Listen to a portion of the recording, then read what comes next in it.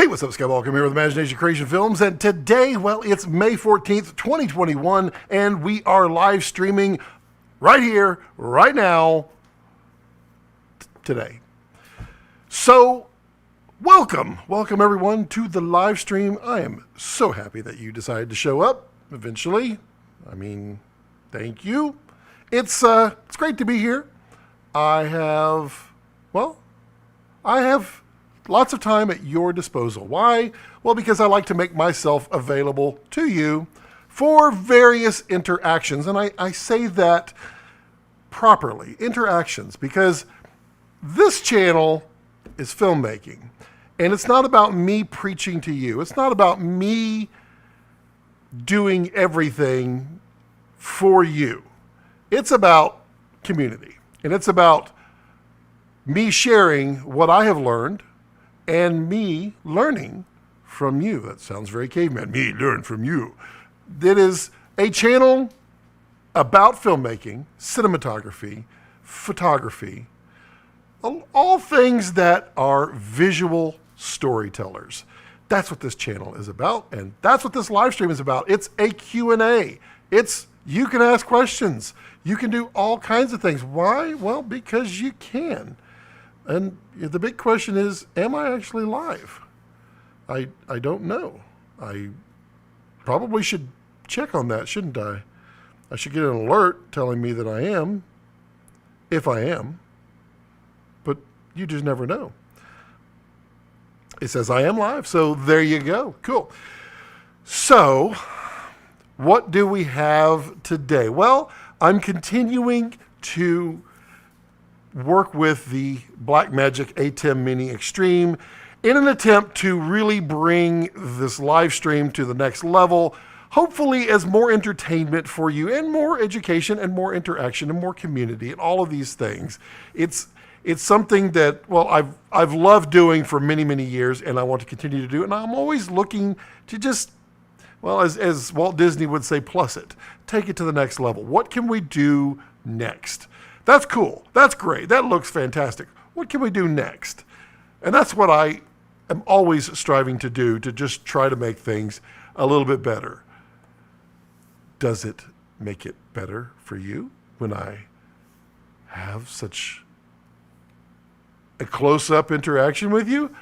I don't know. I don't know. Do you think it does? Say hello. Say what's going on. So as you may, this feels really hot. Why is this volume really hot? Let me turn this down. Test. This doesn't feel like mic volume. It is. But okay, test. That's really loud. Test. I've got it turned down. That's weird. Well, that's just getting really, because I don't know how to hit the right button. Wow. That's pretty impressive, folks. When you sit there and you press the volume up button. Why? Well, because I really wasn't trying to, this is really in the way, isn't it? I really wasn't trying to live stream me adjusting volumes. Hello, my friend Bill out there. Hello, my friend Tommy out there. Good to see you both. I need to work on, and there is a way through the ATM Mini Extreme Pro to put your comments back up on the screen, because I am moving away from StreamYard. StreamYard, sadly, you charge too much. I get it. You're trying to provide a service, but you charge too much. So, I've moved along. I've moved along to this. Speaking of this, here's my phrase for the day. Do something great. Why? Well, because it makes you feel good. If you do something great, it builds you up. It builds your confidence up. It takes you to the next level. It pluses you. It makes you feel good about yourself. That's what doing something great really means. So do something great. Also, we have the studio cam. Ta-da! And we also have, for your enjoyment here, we have now the piano, or the cigar seat, if I choose to just kind of embrace cigars while we live stream here. It's possible. It's also going to be the set for the future channel, Scott stuff, man cuts, that kind of thing. It's more channels, do something great. That's what it boils down to. And then we've got Tech Cuts. Tech Cuts launched with not a lot of fanfare. It launched with, that's in an annoying place. There we go. It launched with minor fanfare. In fact, it's got a total of 28 views. And it's got 13 subscribers. However, that's pretty amazing for a couple of days. And I'm perfectly fine with that. Tech Cuts is where I'm doing my computer, IT, fun, technology, electronics, retro gaming. I mean, there's going to be a whole slew of stuff. If you see right over here, which you kind of barely see, this is my NAS that I have built out. I've been testing it for about a week now, building up various configurations, various ways. Right now, there are dual RAID 6s in two RAID 6 or ZFS 2 RAID arrays in there in one pool shared out. So I could lose 4 drives out of the 12 that I have in there. I'm getting really good speed. I am maxing out the Thunderbolt capability of the M1 Mac, but that's because of the 10 gig Ethernet on the back. But it's really cool. I can't wait to share what I've learned, and we'll go through a build. We'll do all of that on Tech Cuts. Why? Because I care. And then we can just do the wonderful split screen now because, if you want to see so let's see what we got here. Are you recording through the ATM as well? I am not recording. These live streams, I never keep them as a secondary copy. I don't know. Maybe I should, but I don't think I need to. It just feels weird to do so. What do you think? Should I be? The only reason I would do that would be to pull something out of it and then cut it into something else. But to be honest, I'm so freaking long-winded. I don't want to sit through 3 hours of these, and then there's like 100 of them out there. That's a lot to go through to pull out a couple clips. So I feel it. Woohoo! Musical guests. Good pun. Good pun. Yes. This is the musical guest. You like my lighting back there? I'm kind of digging the lighting. I think it looks very three-dimensional.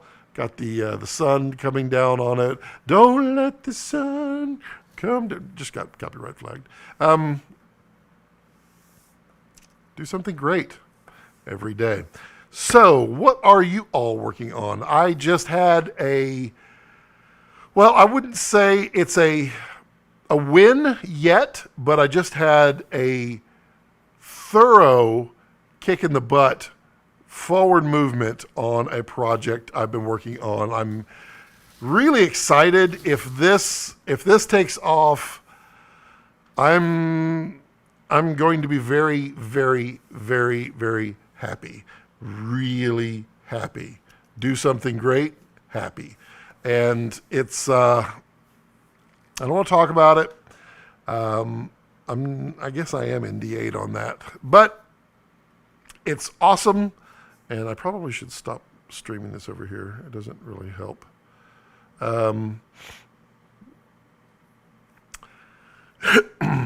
So then, yep, good analytics, good.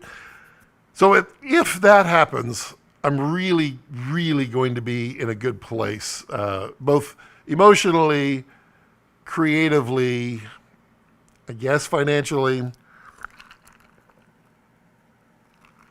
Probably not financially, but work-wise, I will be lined out for quite a while, and I'm really excited. I'm really hoping this works out. I've been working on it for quite a while. I've been working on it before I was working on it without knowing I was working on it. But you know how things go. I mean, it really goes to kind of being a creative and always creating. Create because you feel like it's valuable. Because eventually someone else will feel like it's valuable as well. They will. It's going to happen. May not be today, may not be tomorrow. Everything won't happen, but it is, some of your work is going to happen. And that's kind of what kind of transpired. Stuff I've been doing, stuff I've been working on, just fell into got funneled right into the right place at the right time. And fingers crossed. Well, oh gosh, I'm old. Fingers crossed. That's double crossed. Okay.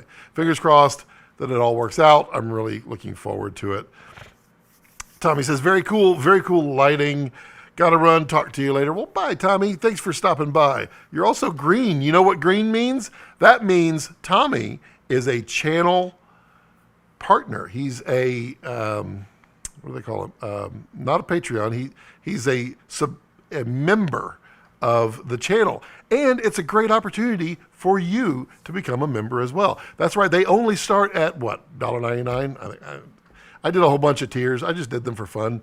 But it allows you to help support the channel in small ways. You can do from $1.99 all the way up to like $24.95. Why? Well, it helps the channel. And, don't we really want to help the channel? I feel like we do. So become a channel member if you'd like to support, or you can support by doing the tip jar thing, the tip thing. You can do a super chat right now. You can click super chat and send over $10,000. You can do PayPal. You can do all that stuff to support me. All right, getting all that fundraising stuff out of the way. But, I just feel like I need to mention it every once in a while because it helps. So we've got that I'm working on. I'm finishing up a couple of other videos for a client. Let's see, what else are we working on? Well, I've got a ton of reviews. I mean, a ton of reviews.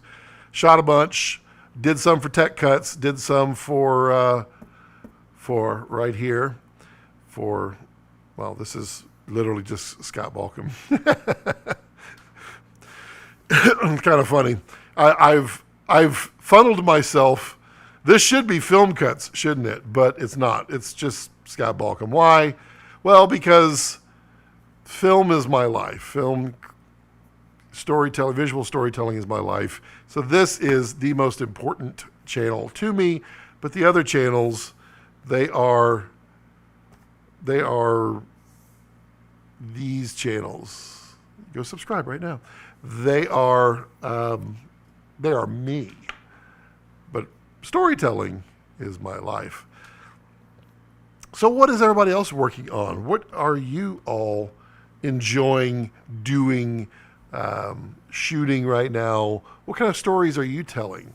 I truly wish to know. Why? Well, because I care. Let's see. What else do I have to mention? I like to mention lots of stuff. Cool Komodo product. Cool Komodo product.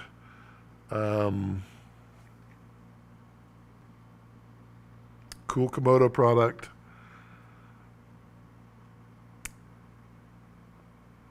Stuff from people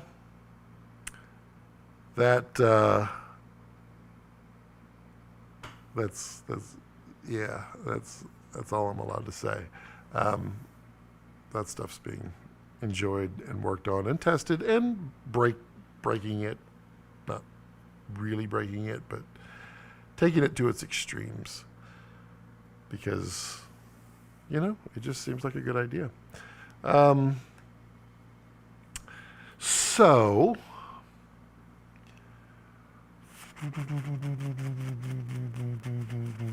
what else is going on? I'm not sure if I never really know if I am announcing these properly or getting them out there. It's been so long since I've done these that people really don't have a clue when I'm going to do them. Usually I would do them at 4 o'clock. Then now I moved to Tuesdays. Then I was on Wednesday and Thursday, and now I'm on Friday. Now I'm at 2 o'clock. Next Friday I will not be on here. I might do it sometime during the week. Bill says the documentary is a go. Start filming in 3 weeks. Is that something that you need my help on there, Bill? Or you got this? You got it? You good? Okay, no problem. Yeah, Bill's got a really cool documentary he's working on. It's exciting stuff, and I'm excited for him because Bill's one of those go-getters. Bill's one of those guys that is constantly out there just tackling stuff left and right. He's also one of those that subscribes to that shoot it because it's valuable, but there may not be a market for it yet. It's what he's always doing. He's always out there shooting stuff because he knows at some point there's value in it. And guess what? He's right. There's always value in the stuff that he does. It just takes time for it to show up. Let's see. What is it? This is kind of weird with this 2 angle, right? This guy. Well, these should be like, I feel like you can see my nose hairs right there. That's a little weird.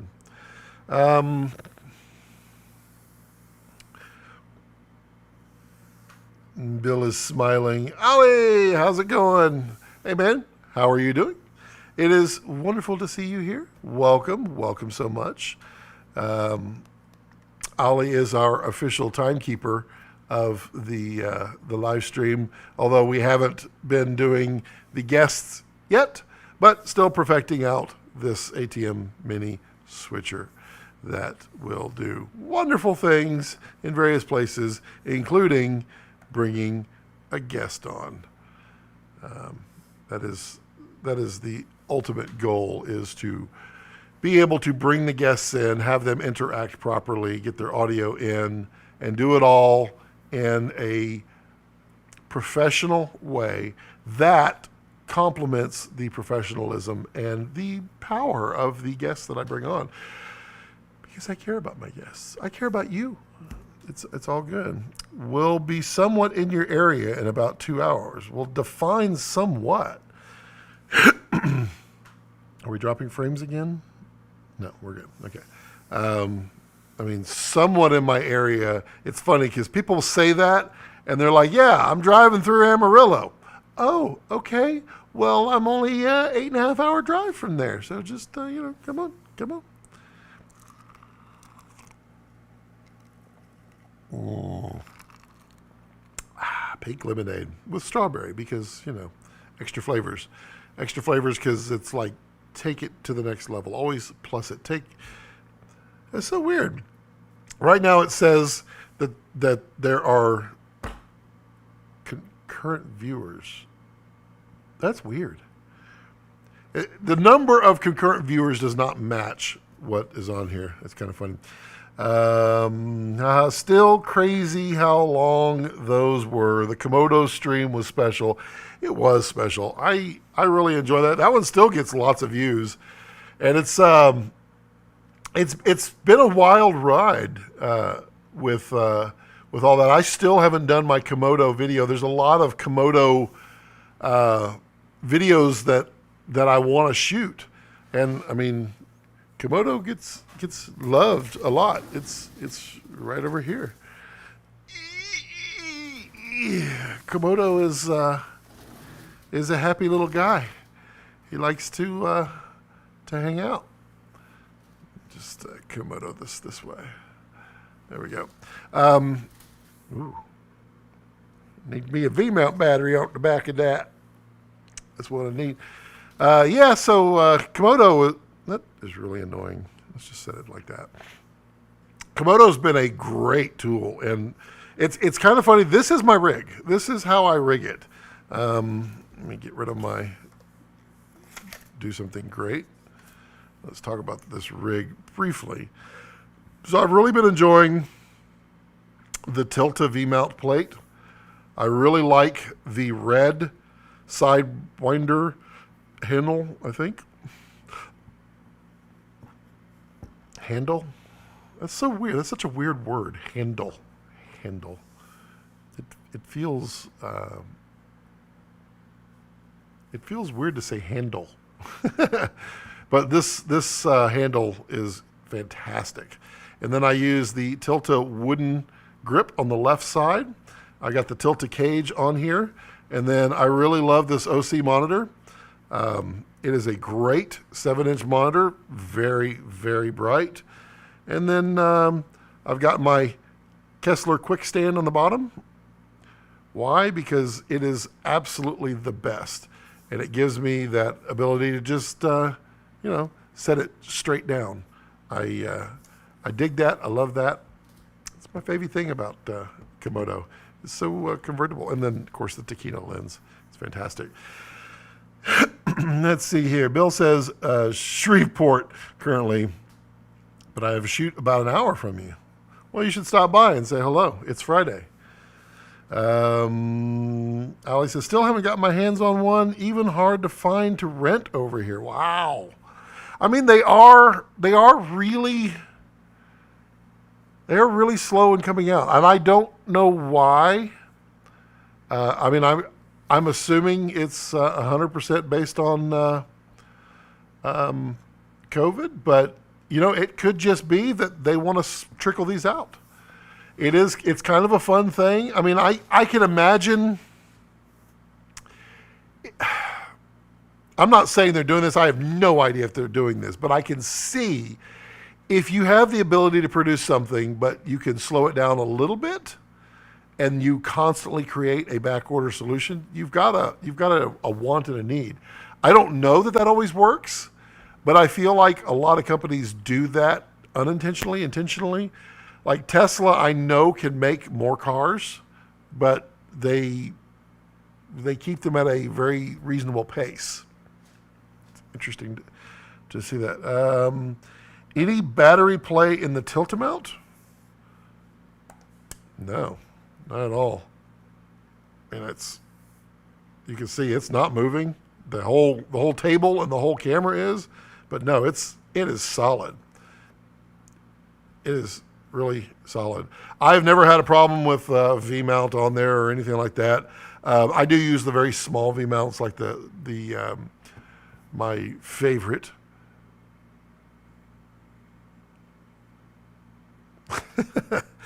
Now I use I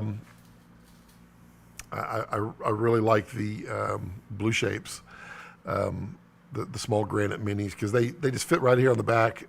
And then the 140, I mean, it powers this thing with an external monitor for like 3.5 hours. It is well worth it. And this is what I run around with. I'm constantly, and this is really good because it weighs just enough where you can move it and get a good solid motion with it. And if you're jittery a little bit, I mean, I'm getting old. There's no question there. I'm not getting that old. But with a global shutter, then it comes right out. It's fantastic. Global shutter really, really helps with the warp stabilizer. It's kind of cool. I have been switching to. This is going to make me nervous. I've been switching to DaVinci Resolve for editing. It's been a slow going. The whole tech cuts. If you haven't subscribed, feel free to subscribe right here. That was all edited. Everything, including the thumbnail, was all done in DaVinci Resolve. It was a big, steep learning curve, but I'm getting there. I'm figuring it out. Are we dropping frames again? No, we're okay. I mean, it's amazing how many frames get dropped. Red said wait time is currently 4 to 16 weeks. Yeah, I can see that. I know a lot of dealers are having trouble getting them. But I dig them. I do love my blue. I also like that black. I think the black is really sexy. I think, because you look at like DSMC 2 back here, it's not black. It's kind of a dark gray, which is cool. It's nice. But the black Komodo, I don't know, it just looks cool for some reason. It's pretty cool. Pretty good. Let's see here. Well, now we're dropping frames again. That is so wild. Let me adjust here. I hate that I have to keep doing this. It just feels so unnecessary. I feel like my ISP should be able to do it. I'm waiting. Really soon should be getting that email from Starlink that I can get my Starlinks.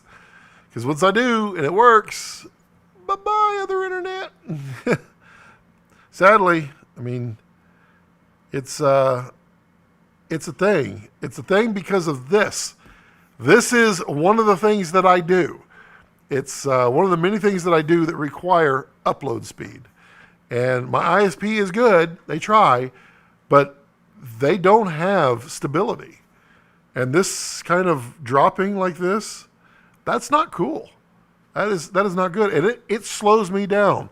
I mean, it took me, I had a commercial that I shot. It took me a week to upload the red footage. A week. Because my speed that I supposedly have gets down to here. Which, I mean, it's tough because the speed that I'm supposed to get is here. The speed that they give me is here. But the speed that I end up with is down here.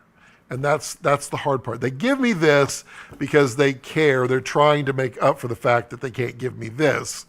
So I get this at times, but then this is what I end up with on average. And that's what kills. I mean, it still takes me 5 to 6 hours to upload a YouTube video.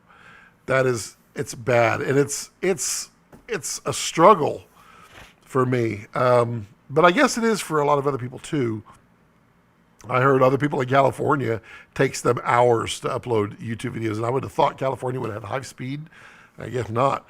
And then now with me coming with 5 YouTube channels, my upload is going to be running 24/7. It's going to be that plus, well, I mean, quite honestly, the other thing that may be happening. I mean, my upload is going to be insane all the time. Looking forward to see those breakthrough variable NDs. Well, I don't know what you're talking about.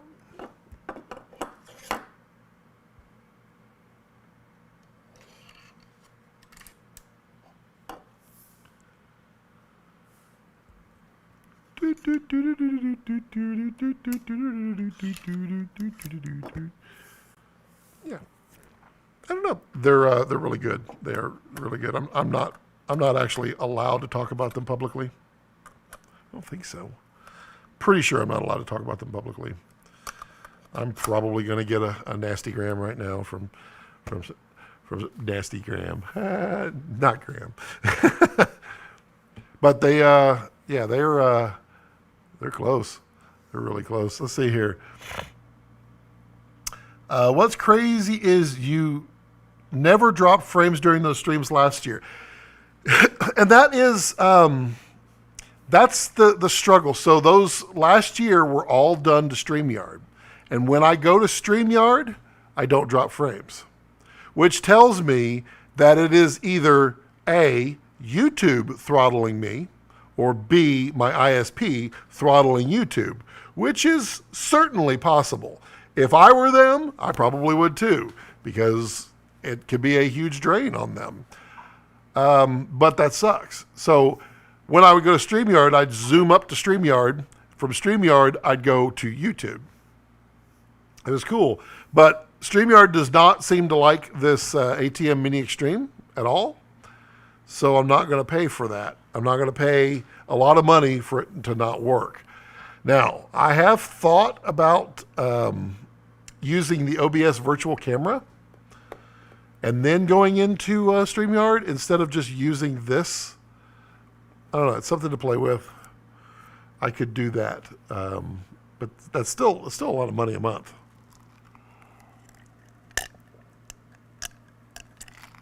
I mean, it's not make it or break it, but right now, monthly service charges, monthly service fees, rental, everything, that stuff is really getting to me. It's really getting on my nerves. And I'll take a moment to go into a Scott personal request. If you're a company out there and, well, you want to make a product, sell the product. Don't sell it as a service. Now, I know, you think you're doing great by your company. You think you're doing something amazing by your company. But in the end, you may be creating additional monthly revenue, but you cannot, you can't discount the fact that in the end, you have made your revenue just as volatile as it was before.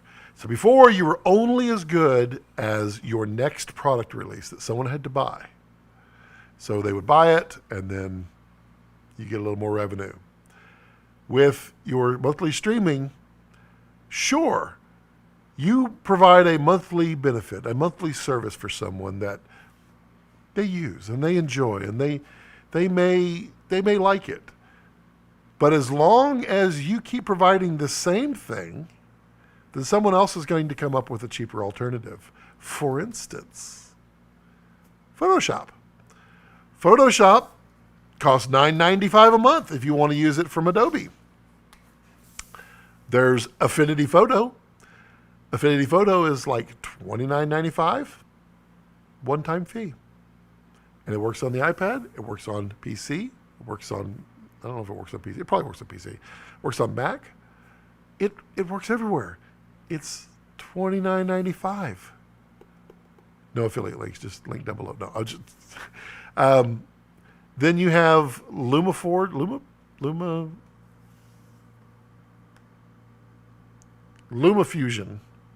There we go. LumaFusion, it's like $29.95, and you can edit videos in it very close to like a Final Cut Pro. It's not quite Final Cut, but it's not bad. I did some editing on the road with it just for the hell of it, just try, and it did it. So my point is that, and I point this at Adobe, you have been stale for 4 years. I was an Adobe owner of products for many, many years, all the way up. Creative Studio, I bought it. And then you went to your Creative Cloud, and I wasn't happy. And for the first 6 months, it was okay. And then, well, you just started creating new services that brought you more revenue, but it didn't help me. You say it helps me, but it doesn't. I don't necessarily need stock video from you, or stock photos from you, or buy fonts, or buy templates, or buy anything from your store. There were plenty of options out there to begin with. Sure, it's integrated and nice. This is turning out to be an Adobe rant, but it's getting old. It's long in the tooth. For 4 years now, you haven't really done what you said you were going to do. You said you were going to put less features out and really concentrate on the performance of Adobe. You didn't do it. You didn't do it at all. You didn't make it perform better. You spent all your time working on the services that brought you more money, Adobe stock, all that stuff. So I'm like right there with you. I'm done. I mean, DaVinci Resolve, pay a one-time fee, $300, got a license for life. And they've been true to that ever since they created it. That says a lot.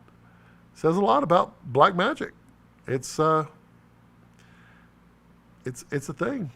So I will happily much rather pay a one-time fee, and I'll even pay for some upgrades here and there. But to box me in, not only box me in, but force me to log in remotely in the middle of nowhere randomly, not cool. No.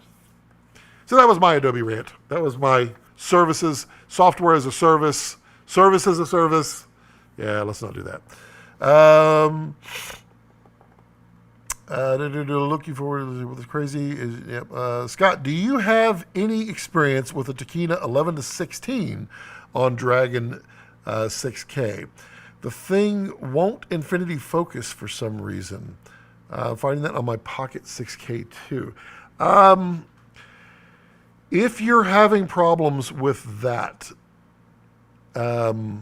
it's probably, I'm guessing that's the EF. It's infinity focus is 100% about the depth, there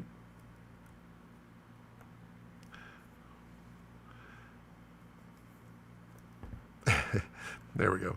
There's a depth that has to be from the mount to the sensor, and EF has an extraordinarily, well, I mean, every mount has an exact finite amount that it must be. And that's where they talk about shimming lenses. So like this is the EF mount on the 11-20. And this is shimmed specifically for the EF. And then they put it all together. So there could be a lot of things at play if you're having that problem.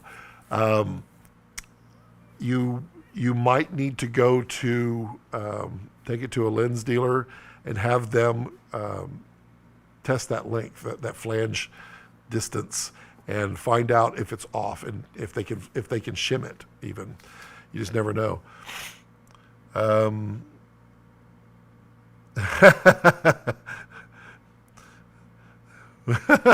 What's up, Johnny Pants?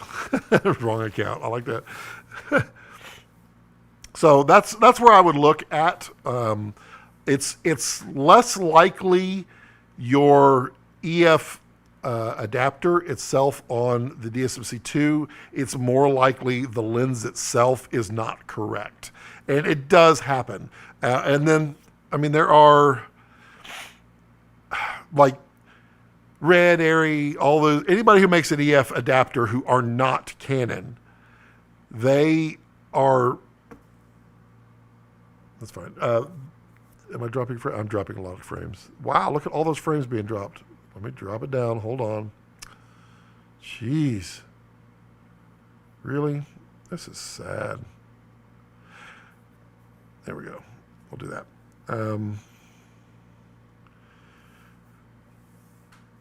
The film guy. Hey, folks, dropping in from Australia. Hello, Australia. How's it going? They're all the manufacturers are manufacturing to what best works with everything that they know. So, for instance, and I'm guessing here, Red is going to take all of the EF glass that they know of, and they're going to adjust their design to hit most of them, because not all of them are perfect, unfortunately. There is a standard spec, but sometimes, I mean, designing it to standard spec may not hit all of them. So you never know.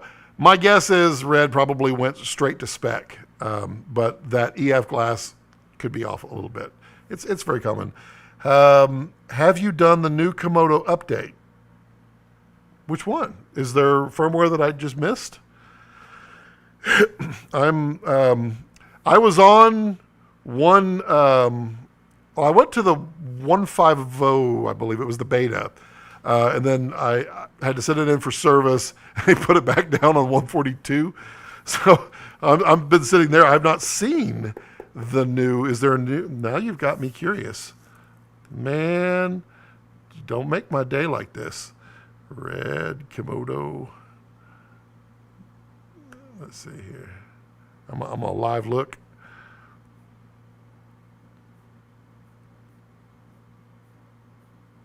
Oh, I'll just go to Red then. Red.com.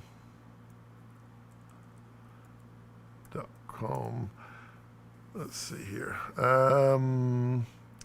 Let's see. Oops, wrong account. What? That is a major pain with Adobe on the road, says Bill. Yes, it is. It is. It's a huge pain. It's a huge pain. 1.53 no longer beta. Nice. There's one feature that I want. It's a lot of people want it, but I get it. It's in the pipeline to eventually get done. Time lapse. Oh my God. These cameras are time lapse beasts. Well, this one less so. It will be. I want my 1 frame a second. That's really what I want. That's what I want. What I really want. So tell me what you want. What you really want. Look at that. 1.53. Oh, it got released today. Isn't that special? I love you guys. So let's see what we got here. We got anamorphic. Yep. 2:1. Nice. Livestream tools. Magnify. Yeah. The TFTP. FTPS, yeah, not TFTP. 4-channel audio support. That one was huge. I used that one. That was great. I love 4-channel. Wi-Fi scan. Prism viewfinder. Yep. Added B-roll support for off-speed audio. B-wave, not B-raw. I was like, what in the hell?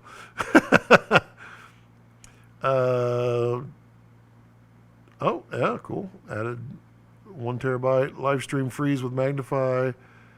Menu mode. Fixed empty LUT. Nice. Cool. So I will be upgrading that very, very shortly here.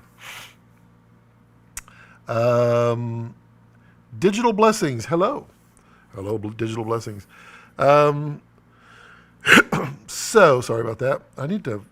Where's my cough button? Is it this one? I feel. Okay, I need to find my cough button. Get used to that. Angel Johnson, off topic. Who is more legendary, Michael Jackson or Whitney?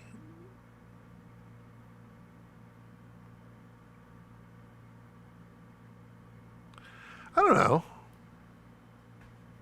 I actually enjoy both of their music. It is off topic, but yeah, I like music with beats, good beats. I would even venture to say Janet Jackson is up there too. Let's see here. And Johnny, you can join with your other account. It's all good. Let's see here.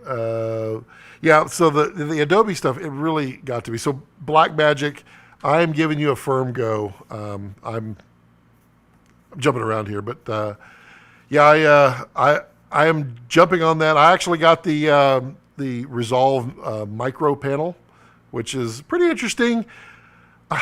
You know, I don't know if you guys follow panels much, but there's the micro panel, which is not micro. Then there's the mini panel, which is not mini. The mini panel has a few more features that I would love to have on my panels, but it's 3 times the price, and that hurts. Also, their professional panel, that one still cracks me up, but I get it. All their money for the development of Resolve comes from professional, like full-time colorists. So they charge $30,000 for that console, and it's a beast. It's huge.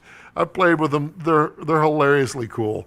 But that's for a full-time colorist. Period. You're just not going to do it otherwise.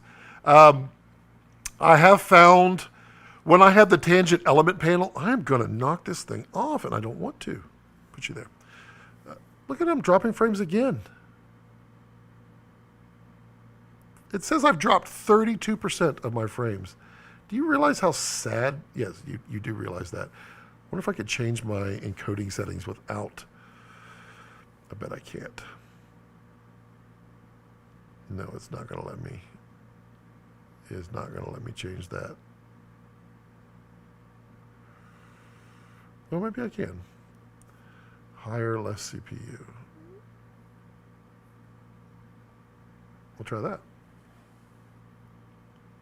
I never know if it's the video that's I don't think it's the CPU that's dropping. Angel Johnson, I agree, very good. The film guy, just like the pocket camera doesn't fit in your body. It's true. I mean, I don't know why. I really wanted to like the pocket cinema camera. I rented one for a while. I did testing on it. It's excessively bulky for what it's trying to be. And I get it. That's how you fit it into the package. And now they've gone to the 6K Pro, which is even bulkier and bigger. And I get it. But just go ahead and make a potato. Make a potato cam. You made one with the Ursa Mini. It was a potato cam. Then there was the Ursa, the football cam. Make a potato. It's okay. The C100s, the original C100s, the Mark IIs, the C300s, C500s, they're potato cams.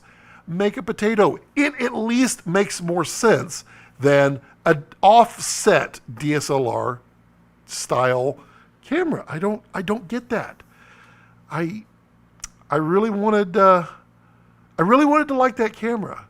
I think now with Generation 5 color science, I think the Pro 6K, I think it's a really good camera. Am I going to switch? No, I'm not. Because I think these are better cameras.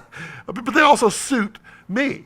I mean, if I had an extraordinarily limited budget, I would seriously consider the 6K Pro. But I would also very seriously consider the A7S III right there. Why? Because that makes a beautiful image.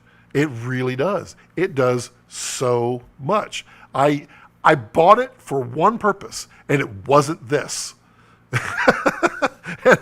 And it does so much better than, that's the A7R III, which is okay. It's, focus. I mean, there we go. It's okay. The A7R IV was better, but the color on this, the bit depth on this, far better. So I would consider this over the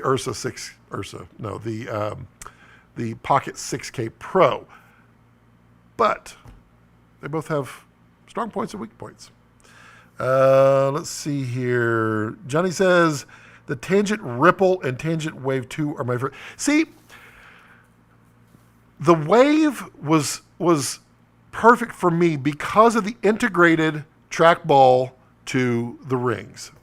I did not like on the Wave and the Ripple how you had separate dials, and it really, I'm fixing to go get, I'm going to do it because I got wireless. I can just do that. My dog's going to be like, why are you coming in here? The separate rings, and I'm just going to demonstrate it here because not everybody has a color panel. Everyone should if you do coloring. But it really comes down to practicality and speed. Bing! And that was the wrong camera. Well, what is this 2-bit show here? Whoopsie. I need to tighten that up. There we go. So this is the micro. And the tangent element had the ball, and Johnny, you know this, I'm just talking for everybody else.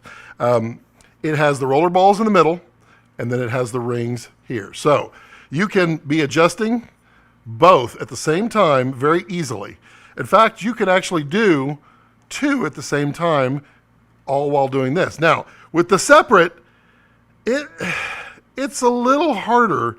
It's you could do it because you're rotating your dial. Let's see, the balls are on the bottom and the rings are at the top.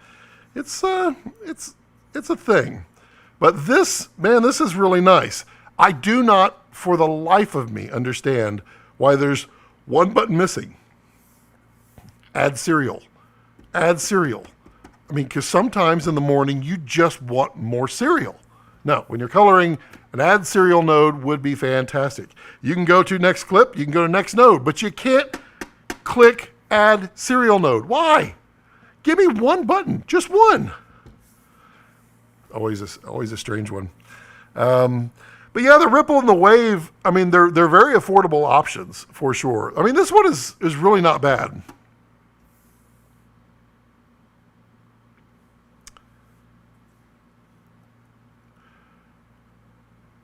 And then I do this, and then I do this, and I did it wrong, and then we go.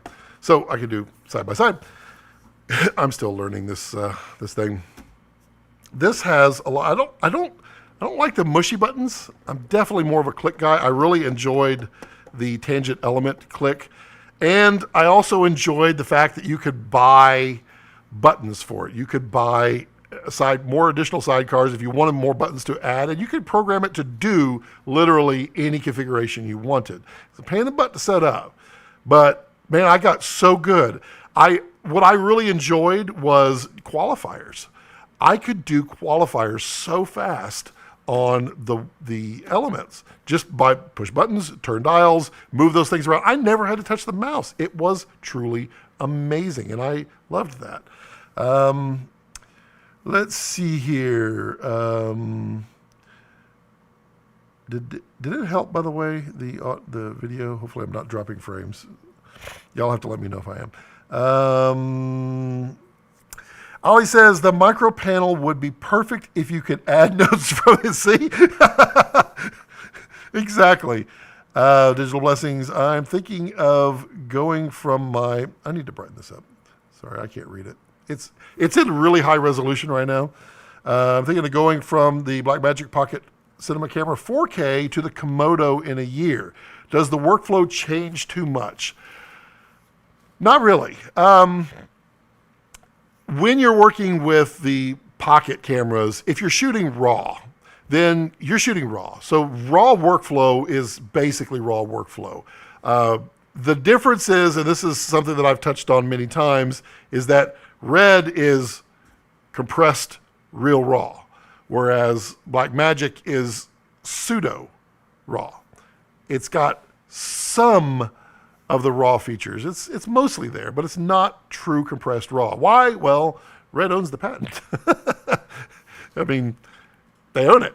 So Blackmagic had to work around it. And so therefore, they give you the benefits of RAW, but you don't have the full-on RAW, and compressed RAW that you would with Red. But RAW is RAW. Working with RAW is working with RAW. You've got the ability to adjust everything in post. Now, if I'm not mistaken, and someone correct me if I'm wrong, I do believe not every function is available on the Blackmagic RAW. I know you can do temp and tint, but I don't think you can adjust ISO. Can you? I don't recall. It's been a while since I've had it, so you can let me know. Because like Red does ISO correctly when it comes to digital cameras. There is no ISO. It is not a thing. It is literally a mapped number to a digital circuit or an amount of gain. That's all it is. And so they let you adjust it all in post. You can change your ISO because they don't care. It's not a physical number. It's not baked in. Let's see here. So does the workflow really change? Not really. You're gonna it might. I don't know if it depends on your hardware, your computer hardware. It might slow down a little bit, but it might not.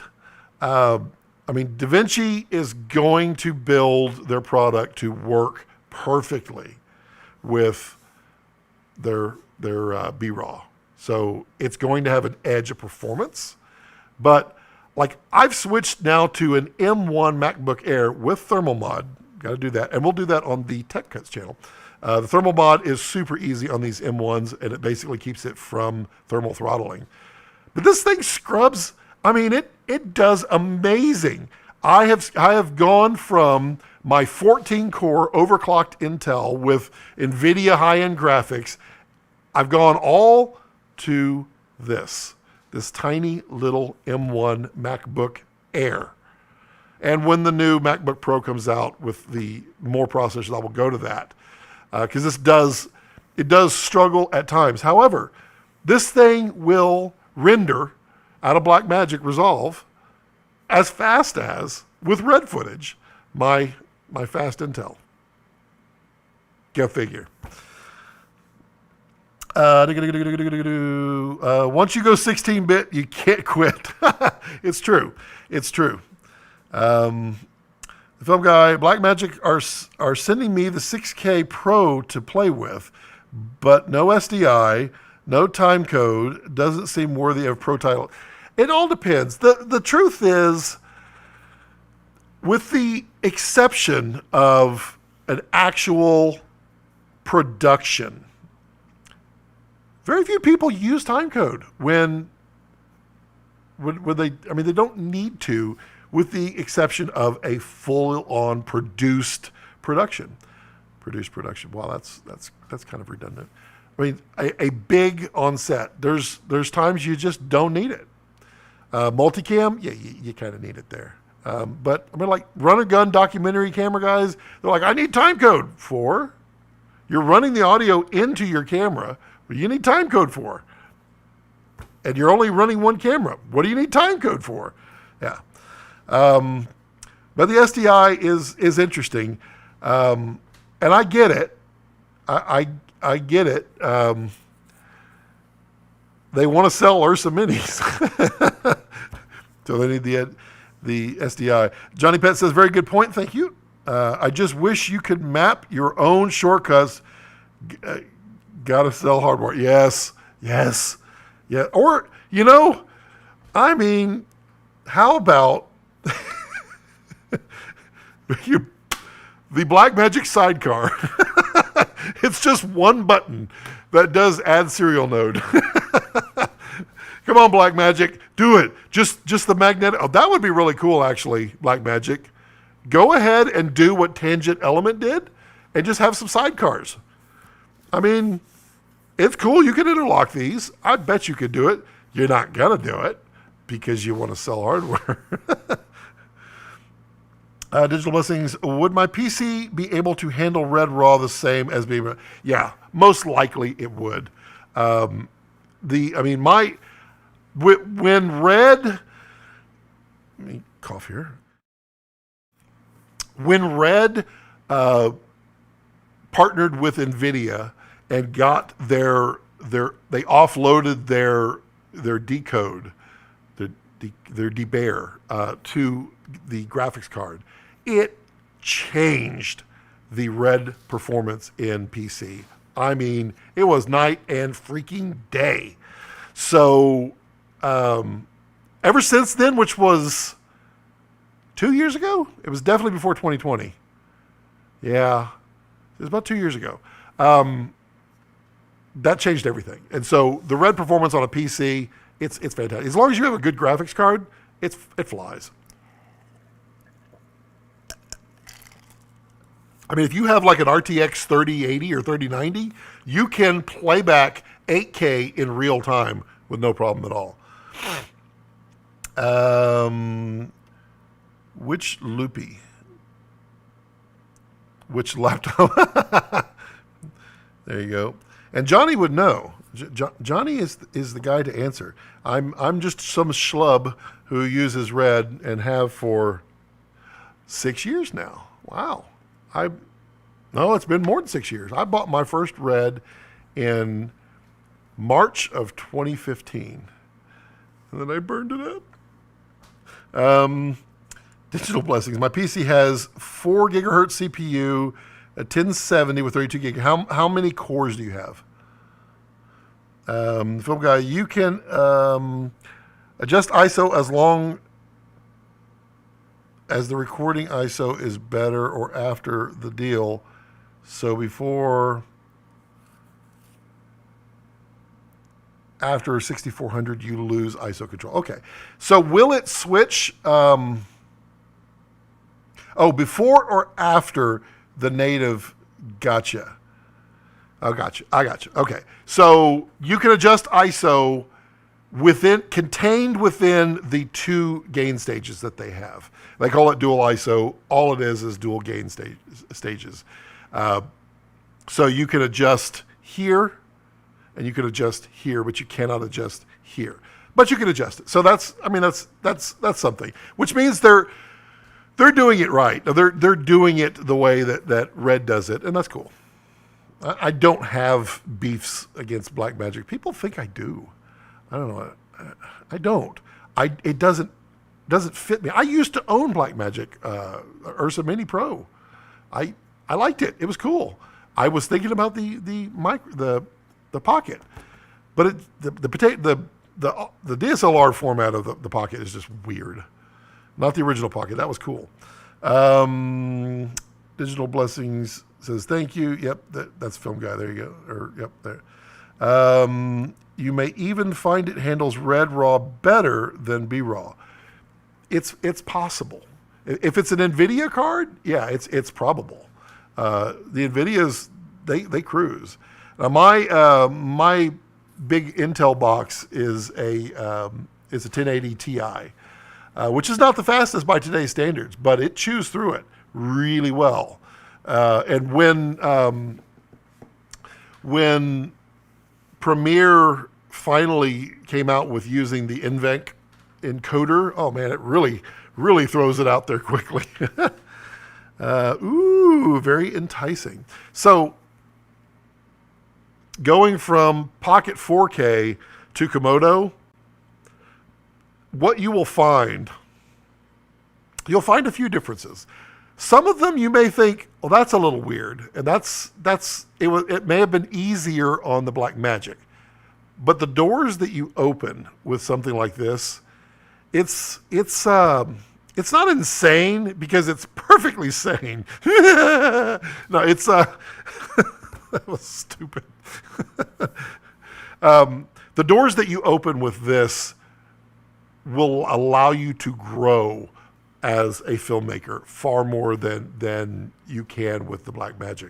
The live streaming on this, oh man, it's so good. It's so I was on a remote set. I was shooting a commercial for a large company, one of the largest that I can't say, and it was a remote production. So it was just me there with the talent, and I live streamed from this to my laptop.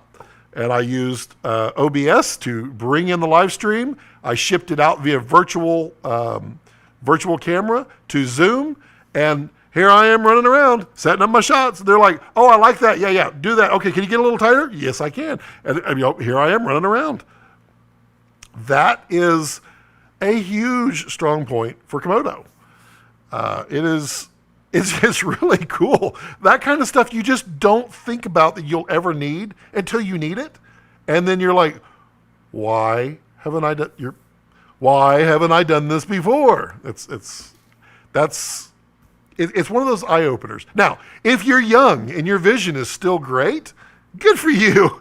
But you can use the onboard screen. You can pull focus from it if you're young and your eyes still work. If you're an old fart like me, well, my close-up vision is not quite. I can see far away like crazy. I got 20/10 vision.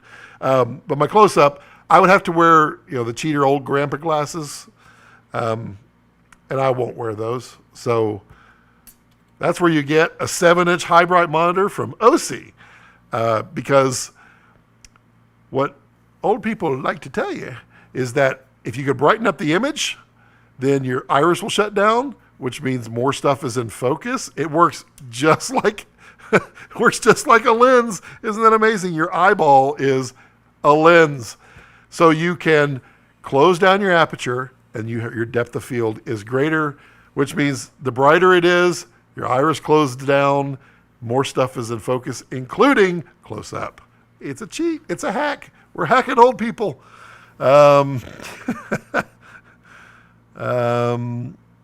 Johnny says going for the RTX card like a 2080 on a laptop or 2080 Ti on a desktop is very impressive.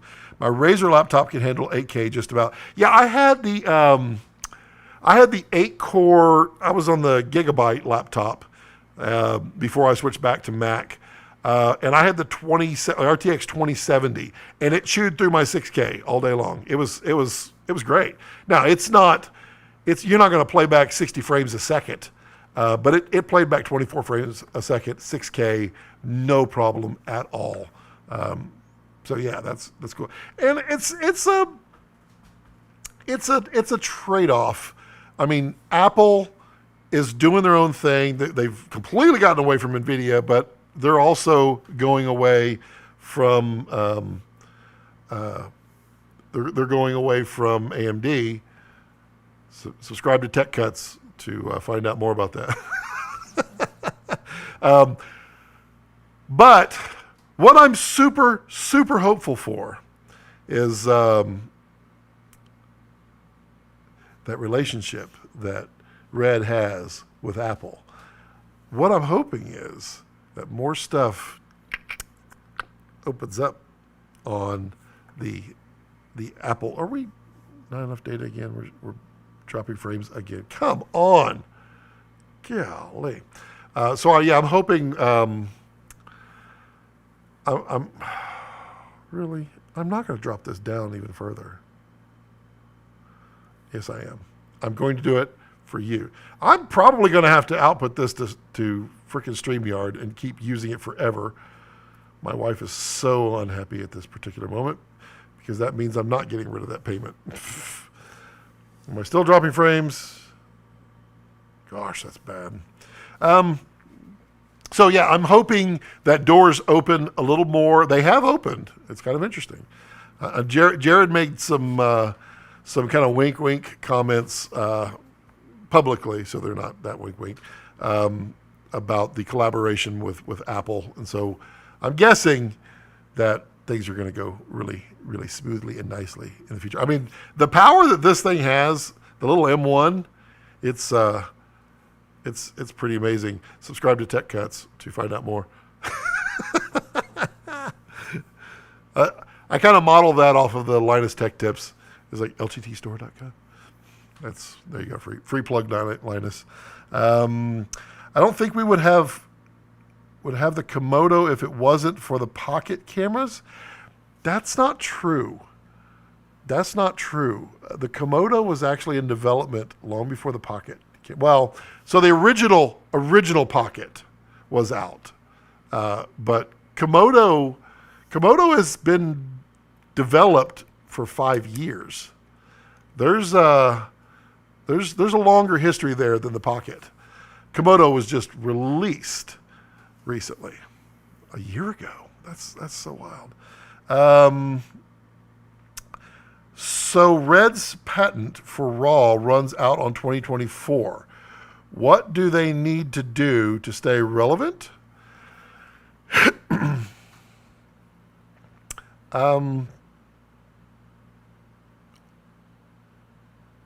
Maybe they already have.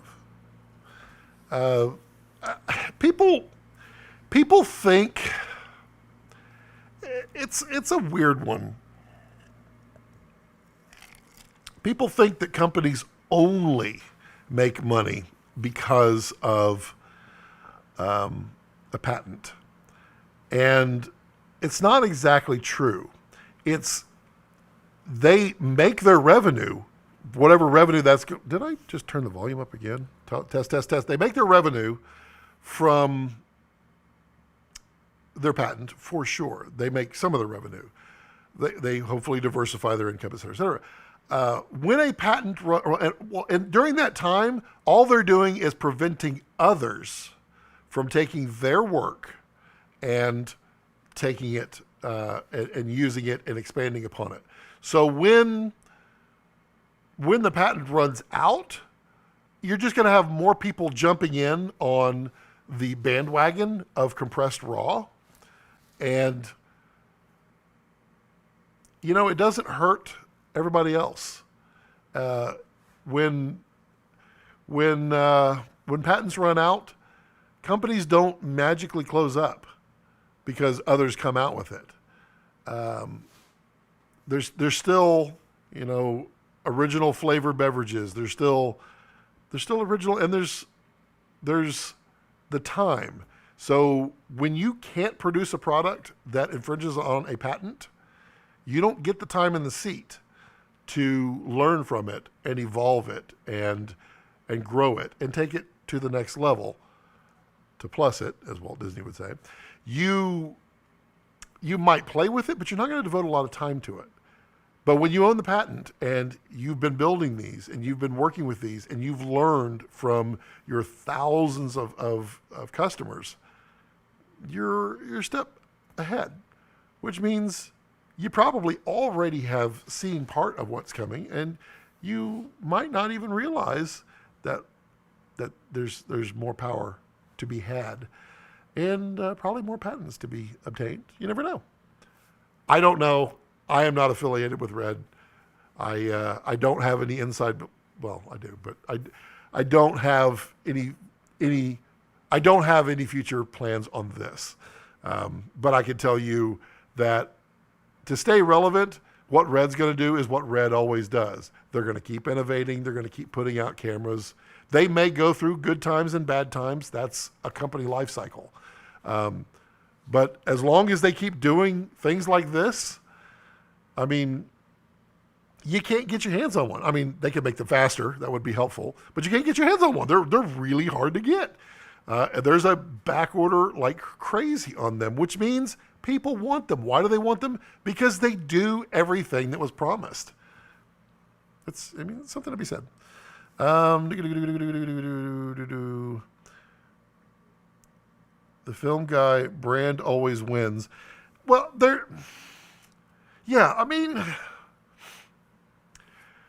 let's use ibuprofen as an example. When the patent ran out on that, the patent, they do patents on pharmaceuticals? I think they do. I think it's patents. A lot of people will buy,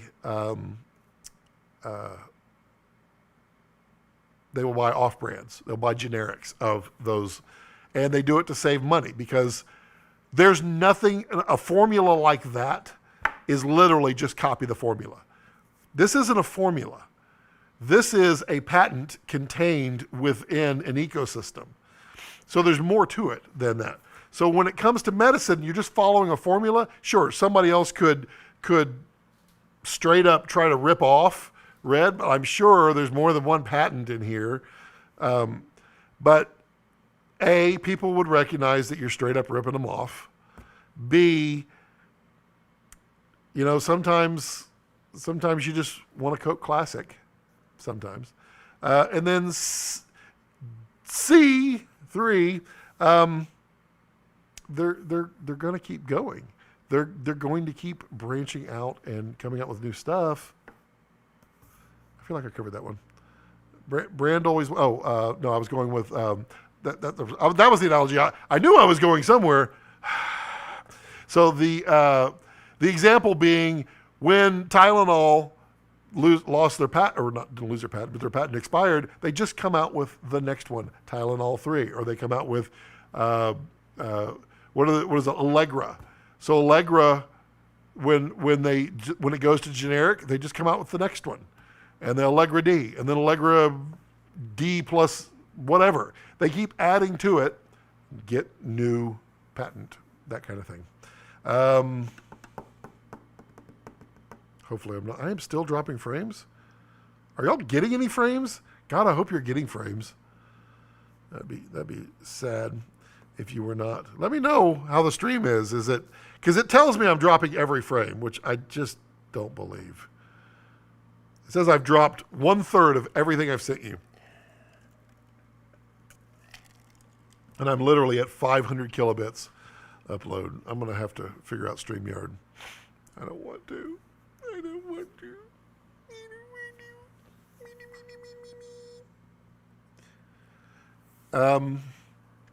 So who's got more questions? Who's got more thoughts? And again, these are my opinions. These are things that I've learned over the years and extrapolations that I have made. I am not God's gift to every answer. I am not 100% accurate in everything that I believe. So do your own research. Your mileage will vary. If a Blackmagic Pocket Cinema Camera 6K Pro works for you, buy the Blackmagic Pocket Cinema Camera 6K. I'm not here to tell you what is the right camera. The right camera is the one that's right for you. I can tell you why red is the right camera for me multiple times. I can tell you that. It's not a question. I can tell you why I bought the A7S III. I can tell you why I have the A7R III. I can tell you why I have the, look at that, the ZV-1, right? Oh, won't focus there. The ZV-1 right here. There's a lot of reasons, and I'm happy to go through those. If that would be interesting to each one of you, or to any of you, I'd happily go through all those. It gives me something to jabber about, because I loves to talk. Audio's been steady. It's a little choppy. Yeah, okay, cool.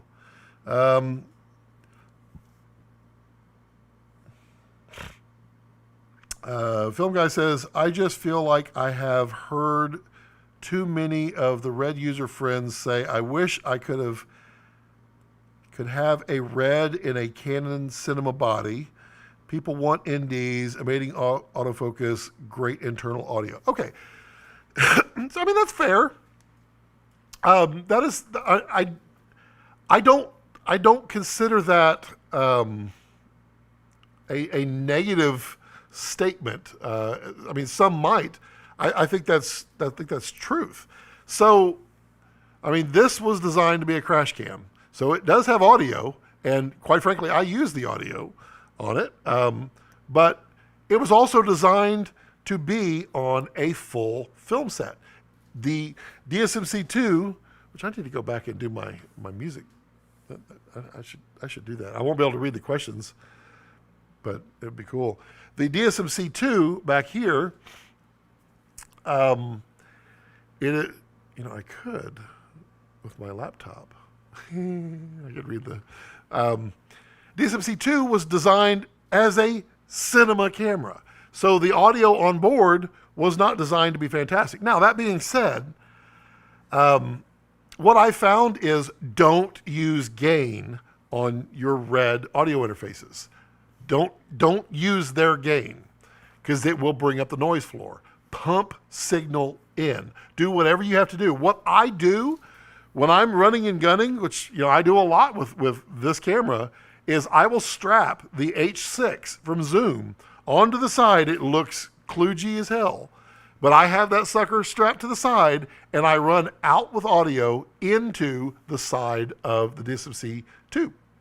And then I crank up the output so that I have zero gain on my input here. And then what I found is I do not need to use the H6 audio. I can use the audio straight out of cam because I didn't increase that noise floor. So when it comes to the audio, yeah, I get it. Now, when it comes to the ND, I would just say stay tuned. There's been a lot of reasons why variable NDs have not been great. And I will tell you, the Canon variable ND sucks. It sucks. It is mediocre at best. I can tell you that the Breakthrough one is it's much better. But variable NDs have not been great up until this point. Now that they are, drop-in abilities are nice. The non-variable where you're just sliding through NDs, well, that was something that the way that the DSMC2 was created, you couldn't do, because they allowed you to swap out that OLP-F to give you options later, that changed the ability for them to slip anything in between. It just couldn't fit in the stack. So yeah, they kind of learned. I mean, I wouldn't say it's negative. I would say it's an evolution, so to speak, because you can't swap the OLPF on the Komodo. It's just in there. What they did learn was they had many different OLPFs, and they figured out how to make one that does most of everything really, really well with the minimal light loss. And that's what they stick in this. Well, it's a different one, but I mean, it's what does everything as best as possible. They stuck it on here and they smashed it into the actual sensor. So the stack is much thinner. Now you can do drop-ins if you're doing EFs. I don't know, but I think you're going to find more support for RF in future red stuff because it makes sense. Amazing autofocus. So autofocus is a fair point. People have been slowly adopting to autofocus. Komodo autofocus is nothing to sneeze at. I wouldn't hold my nose up at it. It is not Canon.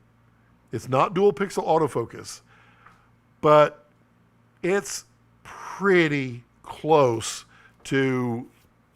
So Sony has really fantastic autofocus.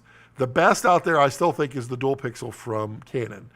And Sony's is probably 95 to 96% of what Canon's is, in my opinion. This is within 5% of Sony's now. It's getting really good, and they're constantly evolving that. They're fixing here and there. They've got autofocus in this, and it works. Obviously, it doesn't work with a cinema lens, but it does work, and it's kind of amazing. So I wouldn't discount autofocus out of everybody else yet. Now, the same thing, though, is like Blackmagic, zero autofocus. Well, you have the tap it once, and then you get autofocus. As per the Komodo being in development for 5 years, maybe that's true, but I doubt it was envisioned as a 6K at the time. It was meant to be a crash cam. Not sure the current Komodo feels like one. Well, if you go back, if you have not watched, go find the Red Komodo Red. It was the live stream I did. It was literally 5 hours long with a bunch of the first tier Komodo users when the first round, the orange ones, that when they got them, and the president of Red, Jerry Land, was on there for 3.5, 4 hours. He showed all the different iterations, and he talked about in great detail on that live stream. I can't quote a lot of it. I am paraphrasing and remembering from the brain what I remember from it, but it really was designed as a crash cam. They wanted a mini 6K Dragon way back. What is it? Way back when. So no, Komodo was designed to be a crash cam. What it became was so much more. And I know Jared knew that it was going to happen. I mentioned it to him. I know everybody else mentioned it to him. This was going to become many people's A cameras. I mean, he's tickled to death with it. He loves that something he created specifically for a purpose has multiple purposes. No, it was not designed to be what it is today. But I missed my cough. It does show you the dedication to what Red has been doing. And another point, like you're talking about Red Raw, where it disappears in 2024, or the compressed RAW as the patent goes out. Look what they did in this. They have global shutter. They have global shutter when no one else does. That is, well, there's a very tiny amount of global shutters out there, but they have it, which means they can put it in other cameras coming. So global shutter is huge. And for those who haven't played with global shutter in a while, it's fun. It's really cool. It does it feel like a crash camera? Not to me, because I would never crash my camera. But I mean, if I was on a set where I had 6 cameras shoot and I needed to put some in danger, I would put the Komodo there. Also, where I would use Komodo on a big feature, close quarters. This is a close quarter cinema camera. You can get tight, really, really tight in a car. Woo! The other thing I like about this is my motion control, which, yeah, you can see it hanging up there. Motion control rig. I love this thing on motion control. It's light. I can throw it around really fast. It's really cool. Ollie says, Red is certainly taking steps to preempt the patent running out, like using universal media, monitoring solutions. I feel like DSMC3 will be an extrapolation of Komodo and will appeal to a wider crowd. I think, I agree with that. I think, well, as it should be with any camera manufacturer, it should be a culmination of everything that they've learned up to this point. I think it is going to be a Ranger plus a Monstro plus a Komodo. That's the package that I feel like it's going to be, and then go from there. That's the way I see it. I think Monstro is a phenomenal sensor. This sensor is really good. This on a Monstro, global shutter on a Monstro with a sandwiched OLPF in there, that would be kind of a game changer. God, that's a horrible word. And then build upon that, extrapolate that, take that out to the next level. Yeah, I think there's a world there that could survive and thrive. Jared said on a stream with Kippertai that collaboration is the future. So exciting times to come. It is true. And I have defended Red a lot, sometimes criticized. I'm not a fanboy. I will always call something what it is, but when it comes to product development, I completely get it. I understand why they charge what they charge for media. I understand why they did what they did. It was not to screw anybody. It was to recoup costs. They spent a lot of money developing cameras.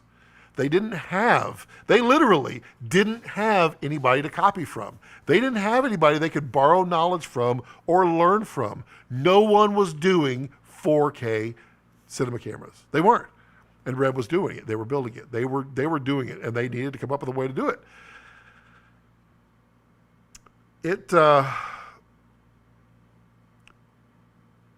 They had to recoup that cost. So I am assuming at this point that they have recouped their costs on DSMC 1, DSMC 2, all that stuff.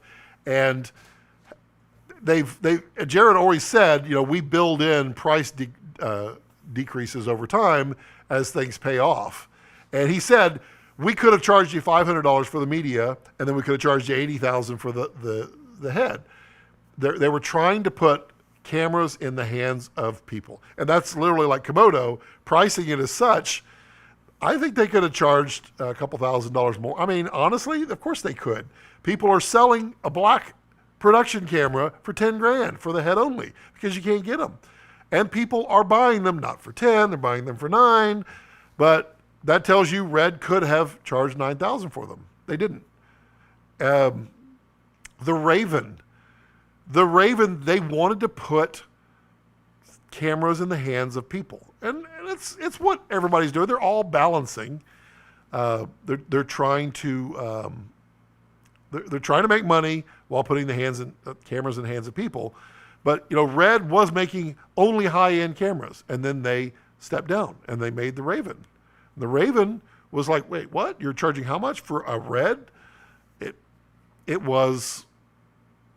ended up being, I think, a giant pain in the side of Red because it didn't work out as lovely as they had hoped because of the recreating that chip in a 4.5K, but or sensor. Collaboration, I think Red is now at the point, obviously with Komodo, where they're willing to share. They've created a solid enough product name, following, support, and feature set that they can open things up and make the money where they need to make the money. Scott Bakula. People have called me that, like literally, even all the way through high school. Phil Holland. Range Monstrotimo. Now that sounds like a spaceship. Let's get into the Range Monstrotimo. The Range Monstrotimo. I like that. Yep. Hello, Phil. How are you, sir? Canon's new cameras will have quad pixel autofocus. I'm curious to see what happens. Yeah, I'm not sure how it gets better. I don't think that you really can improve because it's pretty error free. I'm not sure what quad pixel will gain them, but obviously they need to do it. So yeah, it'll be interesting to see what they do. Film Guy Global shutters are cool. I was talking to the head of R&D over at Zcam. He said using a global shutter basically doubles the cost of the camera. I can see that.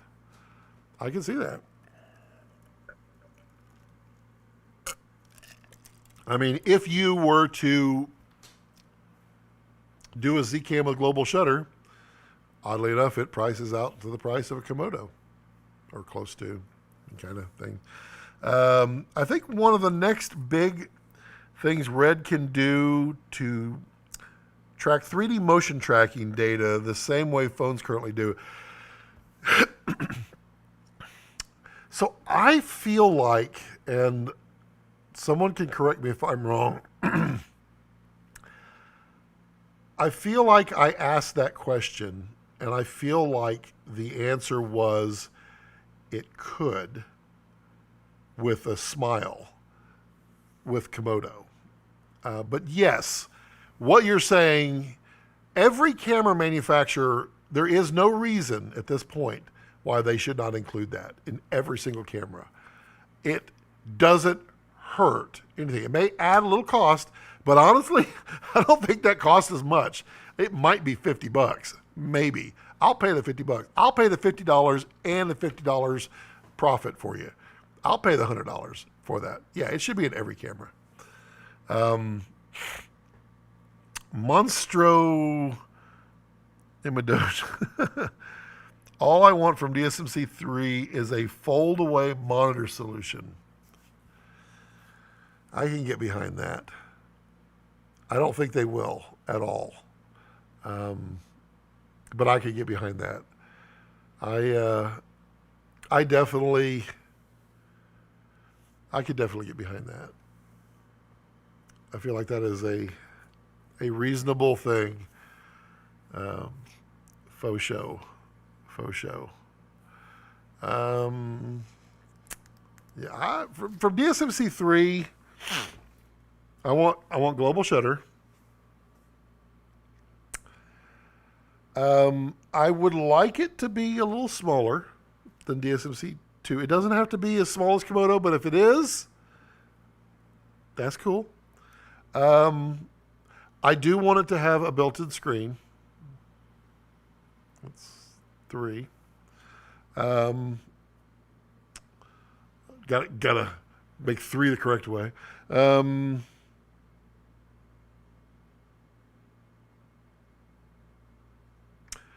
Dual media would be nice.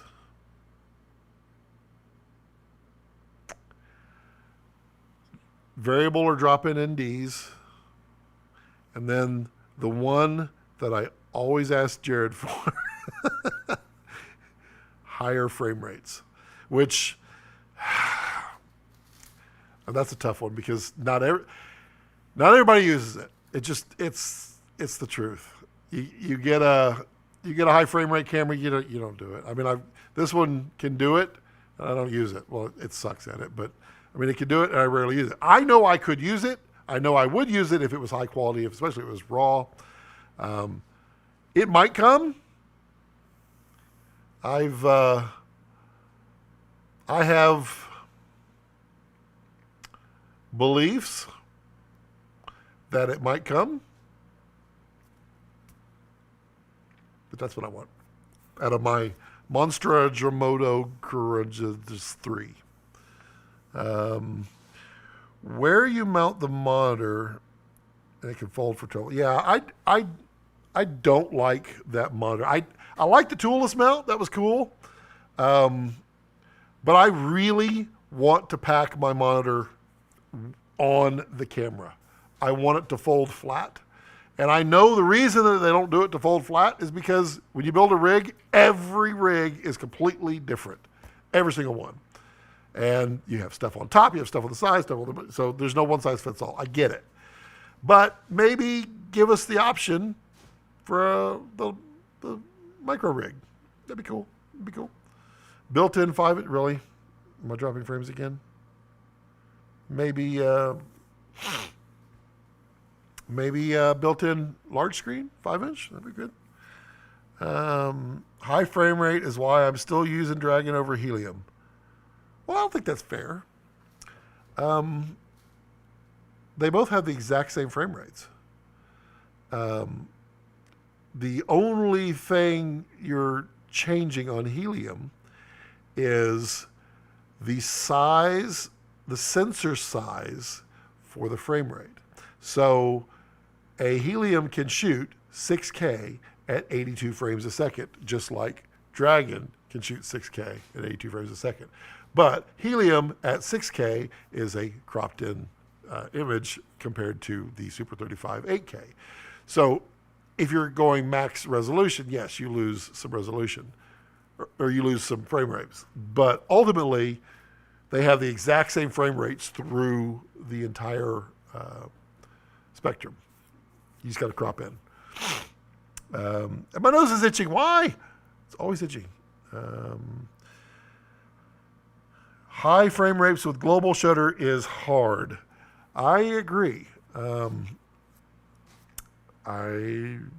agree. And I think Red agrees.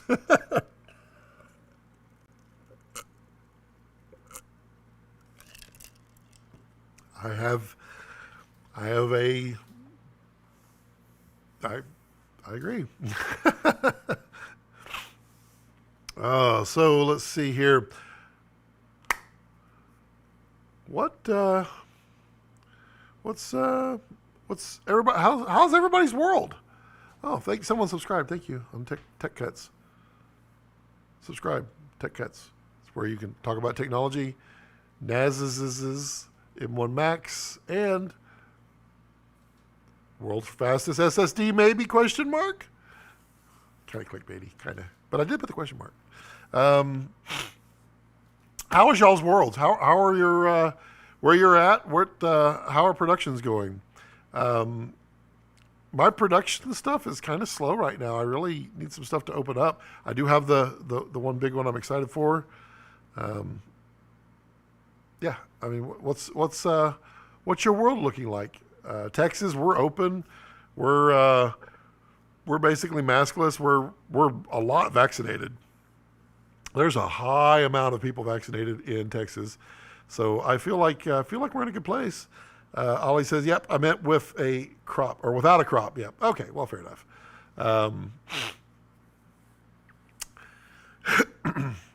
I do find it interesting, though. I see more Heliums for sale than I see Dragons. I'm not sure why. I don't know. I feel like Helium is not as awesome as, well, I mean, it's awesome, but I don't think it's as awesome as people see the other red sensors as. I mean, I will tell you that the Helium sensor to me looks like a stepbrother to me. I mean, it makes a great image and it's 8K, but I like Dragon. I like Monstro. I like Komodo. I like Gemini. If I had to rank them, I would put Monstro first, Dragon and Gemini right in second, then Komodo, and then Helium. That's the way I would rank the way that they look. Not resolution, but the final image that they produce. Yeah, Monstro's just, it's Monstro. It's got a name like Monstro. It's Monstro. Let's see. Yeah. So yeah, how's your productions going? How's your world? Everybody working? Everybody doing things? Everybody being safe? All that good stuff. I'm truly interested. I've been streaming for hour and 40. Wow, cool. It's an interesting time. I don't know if I can do the 2 o'clock. I just need my Starlink so bad. I guess I'll go StreamYard. I'll have to try it. The next one we'll try it. I'll do the audio. Oh, I can do a test. We'll see if it does it. Retro computer. That's a good question. It's completely irrelevant of filmmaking, but I think it's cool. What was everyone's first computer? Put it in the chat. Put it in the comments down below. Tell me what your first computer was. Mine was a Radio Shack TRS-80 color computer 1 with 16K of RAM and an upgraded keyboard.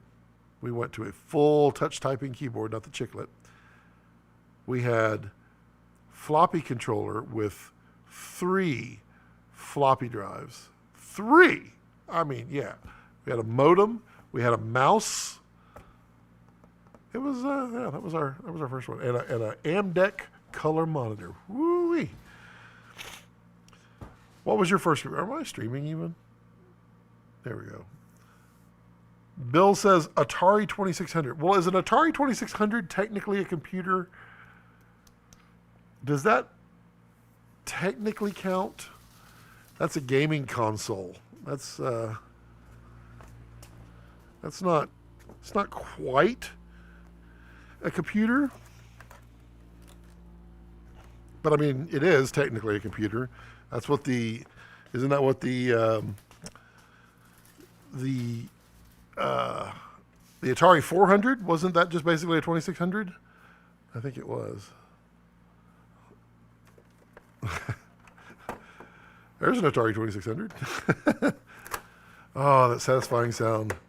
I've been having a blast reliving childhood memories with old consoles. A lot of that will be featured on Tech Cuts. Just go ahead and subscribe. I feel like that's so much fun.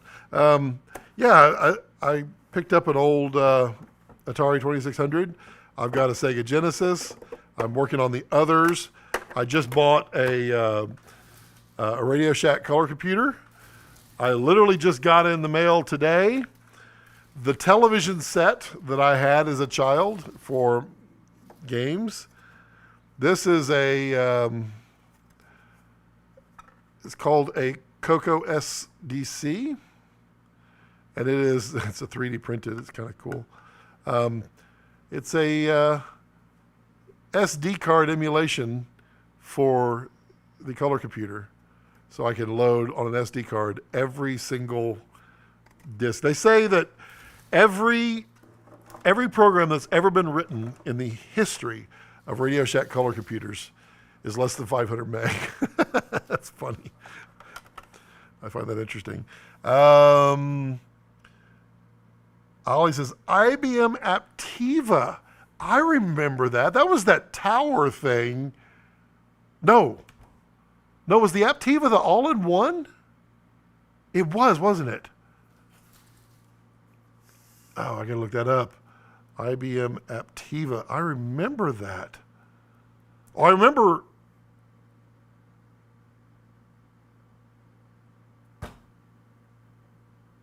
I don't remember it. Oh, it was an Acer. Okie dokie. That makes sense.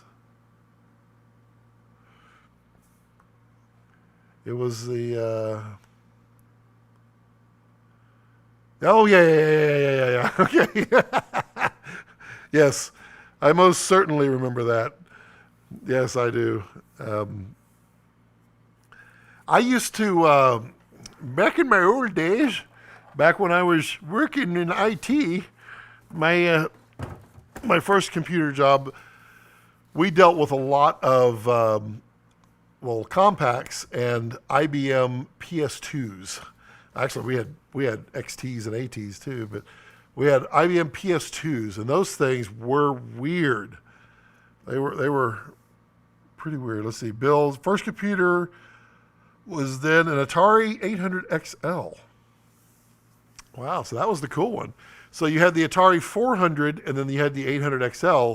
The 400 was horrible in that it had the really bad. That's the 800. That's not the 400. There we go.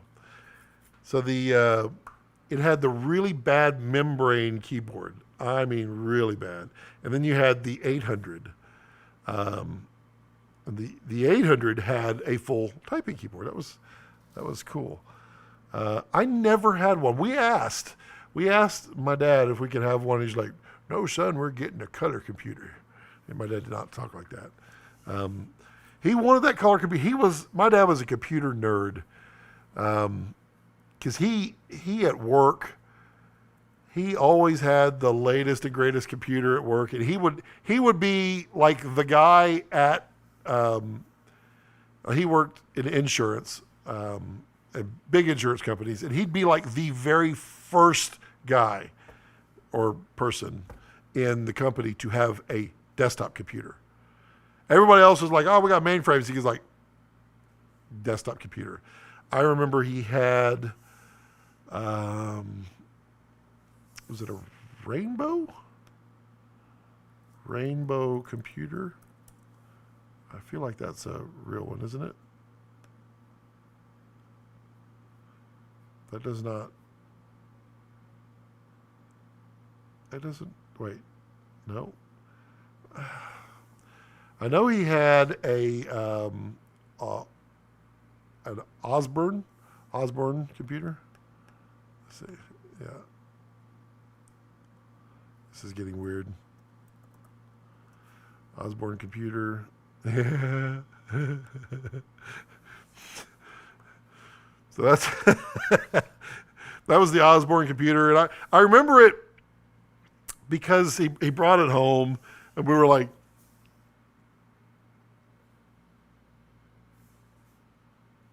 "What do we do with this?" And it had dual floppies, and it had that tiny little 5-inch screen, and then it had something called bubble memory. And bubble memory basically stored your memory while you unplugged. It was wild. It was basically battery backup back then. Those were the days of the luggables. It's good stuff. Good stuff. If you want to know more about old retro computers and just having fun, because I'm going to be editing. I'm going to edit on some old stuff. If you want to learn more about that, subscribe. Tech Cuts. Let me put this back. Yeah, just last night, my hands always have to be doing something. That's why I do most of this stuff. And I just last night finished rebuilding and refurbishing this. This is my old laptop. This is a Sony Vaio. Old school. Look at this. You've got a parallel port, kids. Serial port, kids. VGA. This actually had dual USB. Had a built-in modem and a PS2 keyboard port. 2 PCM CIAs. Firewire 1300. Floppy drive that is removable. The cool thing is you can take the floppy out and put in another battery.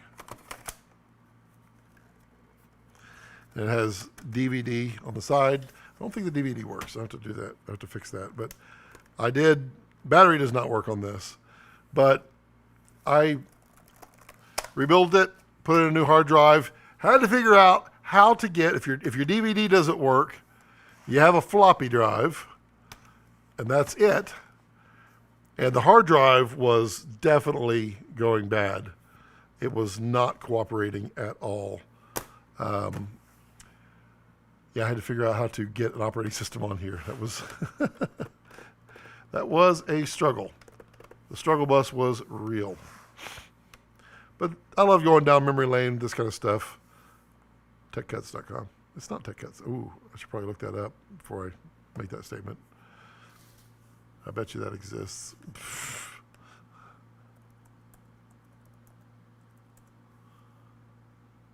It's for sale. $280.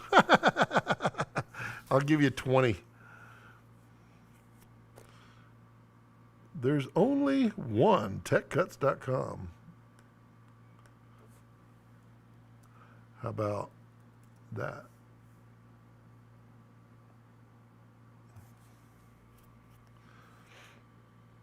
Well, there you go. Easy enough. I could get it. I don't care.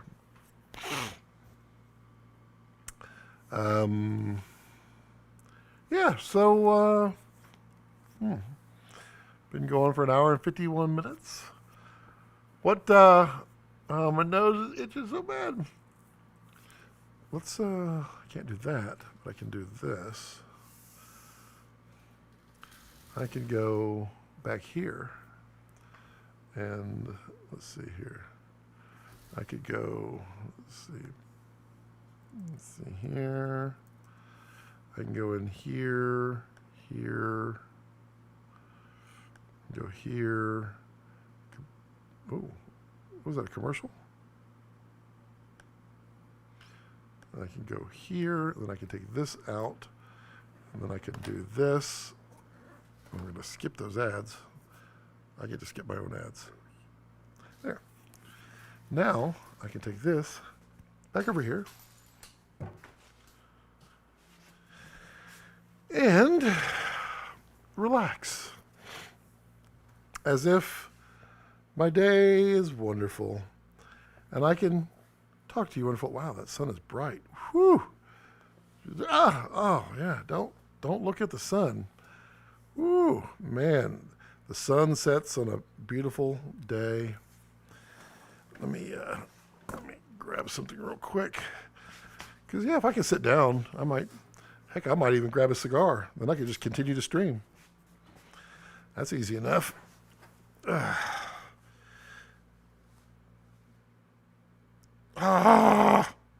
Once again, I've been looking for some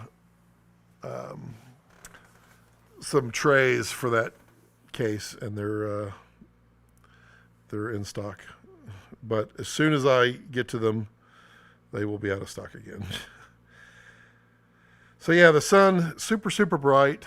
We can dim that down a little bit. There we go. That's more sunny. I love aperture lights. Let's see here. Remember Infopedia? It was the Wiki. Yes, it was. Yes, it was.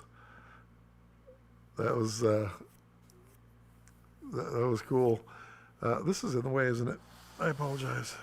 That should be.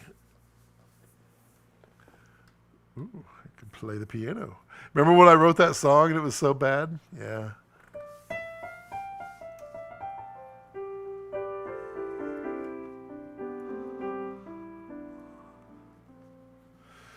Ooh, let's see.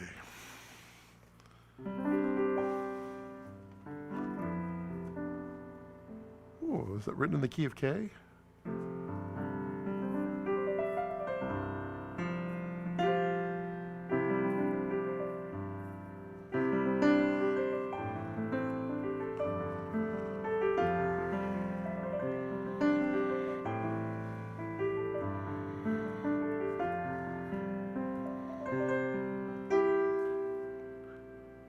Ooh, yeah, musical guest, remember? Let's see.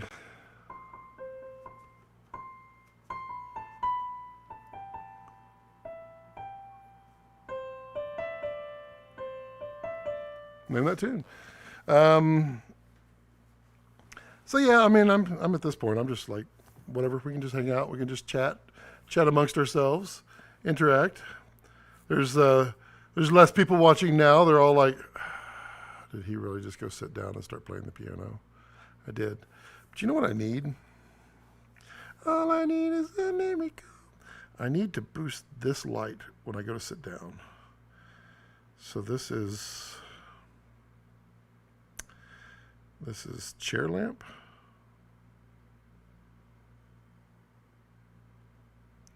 It's not quite as good as I wanted. Let's change the temperature. There we go. Wow, it's blue. That's weird. Okay, there we go. Came for the filmmaking talk, stayed for the music. Dang, Scott got skill. I don't know about that. I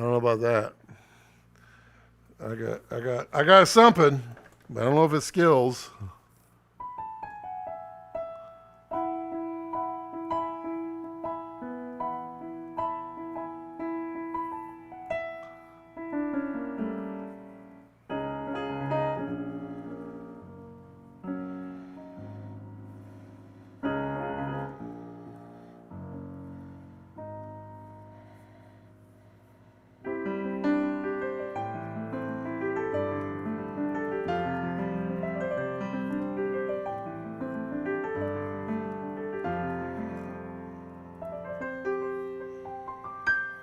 Yeah. I wrote that song like,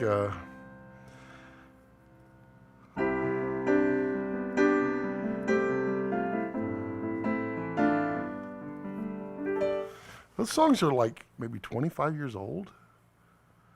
Well, this one right here.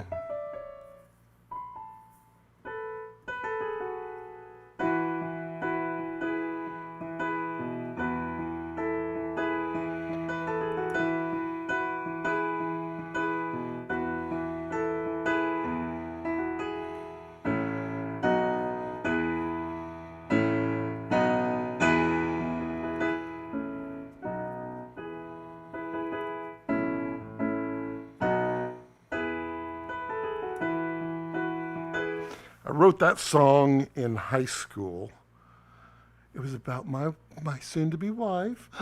Yeah, no, I did meet her in high school, by the way. That song was written in,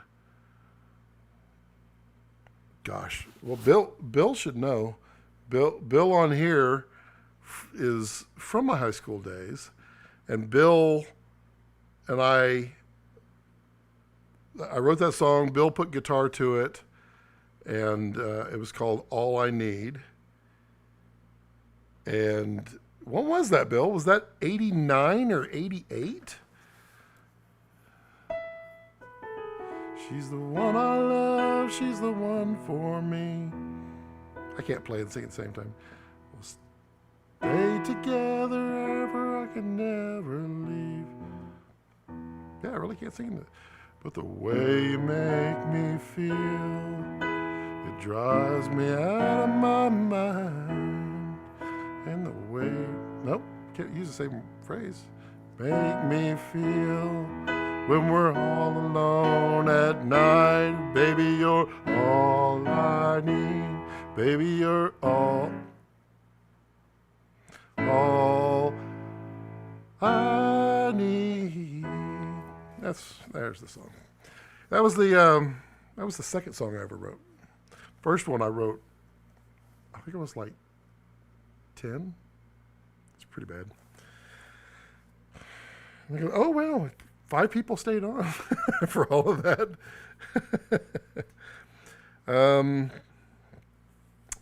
So yeah, I mean, I like to play. I also found out the other day, I'm really excited that my Nixie tube clock over there, it broke. It broke on one of my Zoom calls. I was so devastated. I kicked it with my foot. The cord was dangling, and yanked it off the desk and shattered one of the Nixie tubes, and 2 of them were not working. But the other day, one of them started working. And I was like, yay! The other one is shattered. It's never going to work again. But yeah, I've got that. So who got questions? Who got questions? No one's got questions because I went there. I went computer. I went keyboard. I went there and magical happened. I do like my little piano here. I don't like it here. This is a horrible place for it because this chair is really low. But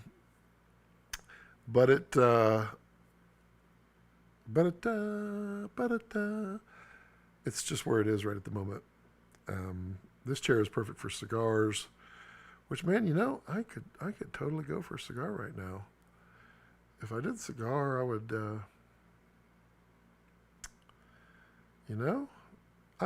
I feel like it might be worth it. It might be worth it. When are the cooking vids? I've just loaded up on charcoal, ready for summer. Yeah, cooking vids are coming. So I wanted to get the set built out, and I did decide finally where it's going to go. It's going to go back yonder, basically where the little kitchenette is right now in my studio. I'm going to yank that out and build an L-shaped kitchen set. It's going to be mostly faux, and then I'll have, excuse me, I will have a center island that I'll roll around, and that's what I'll prepare on. Originally, I didn't want to do it until the cooking set was built. However, I think it's probably okay for people to realize that it's going to be a growth effort, and to go ahead and start putting them out. So my intention now is to get the island built and then start doing some cooking, doing that. Matt Weeks, what's up, yo? How you doing, brother? You missed all the fun, we were talking retro computers, retro. What was your first computer, Matt? Very first computer you ever had? So yeah, cooking is going to come sooner than later. I want, and well, I mean, Ollie, you tell me. Do you think I should put them out when the production quality is really high, which would mean a delay in getting them out? Or do you think I should put them out with a lower production quality and grow that production quality over time, but that would mean getting them out sooner? That's what I struggle with. You tell me. Tyler Edwards. Dang, I keep missing these trips. Sorry, man.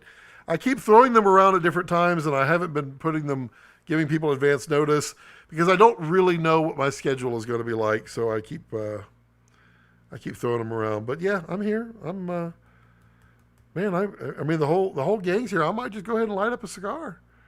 I feel like I should. I feel like I'm going to. Yep, I've got enough battery life right there. I'm going to move the digital music maker.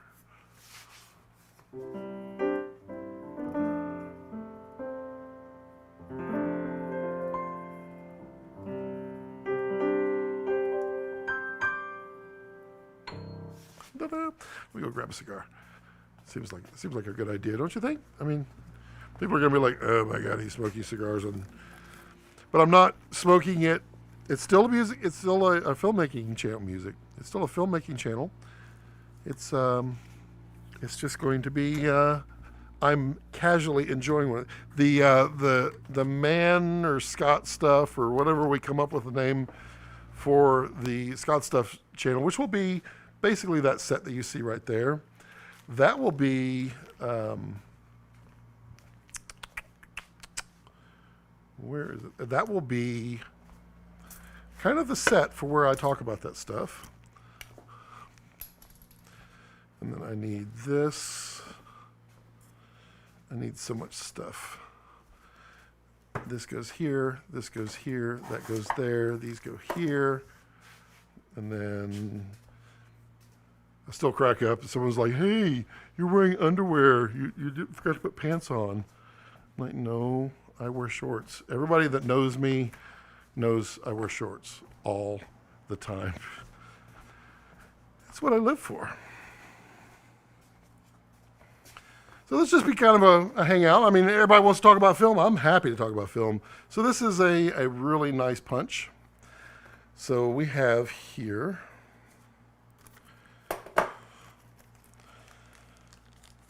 channel suggestion music cuts. That is coming.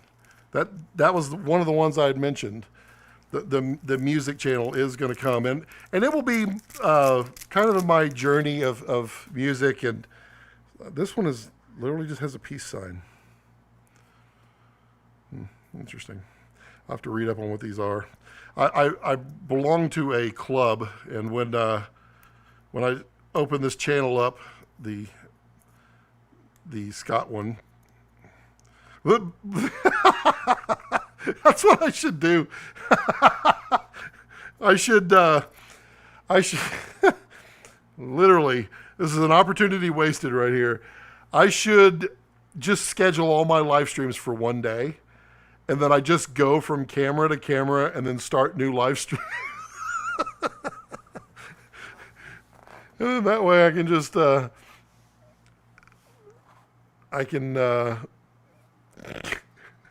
seems like bourbon should be involved if there's a cigar. So I agree.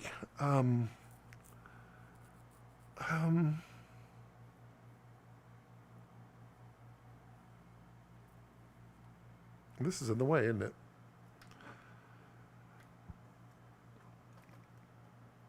Let's see if that stays right there. I agree, but I'm more a Scotch guy. I mean, right here is my collection. Ooh, that's really. Let's do a V cut.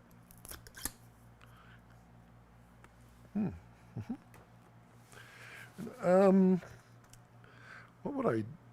Oh, that one wasn't bad. I could do that. All right, you talked me into it. Wow, way to twist my arm. Let me get a glass full of ice. Why? Because I'm a lightweight.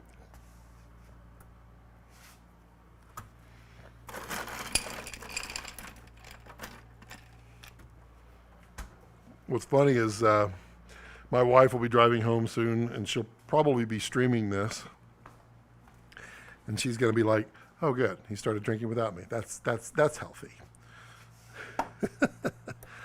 Let's do that one.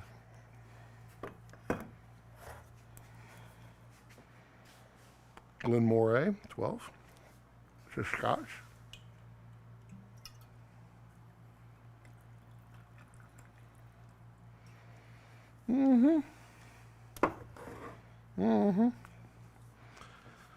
That's a healthy glass right there. I'll put that right there. Put that right there.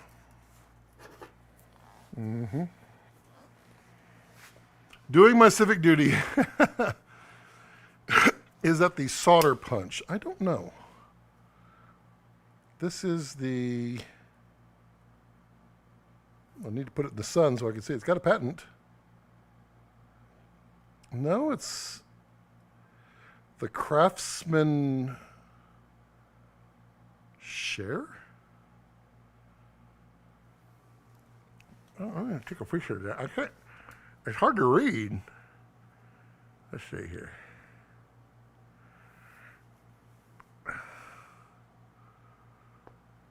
Come on, focus. Focus.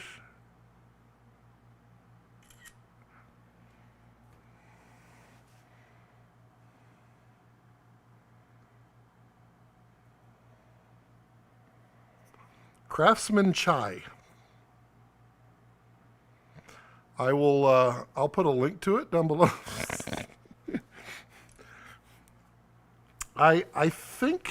I don't think I actually got this on Amazon. I think I had to get it elsewhere. It's just like, no. Did I manage to not bring it in here? Oh, there it is, right there. All right, let's try this Glenmoray.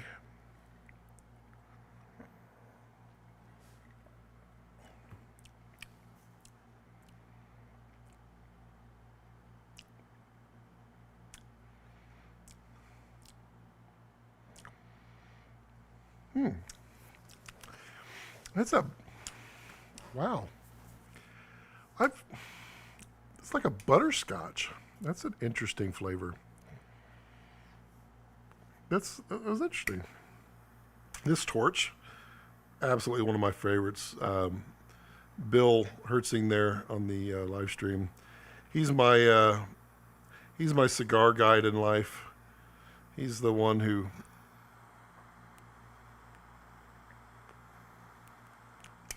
introduced me to them. He also has this lighter. He also has this cutter.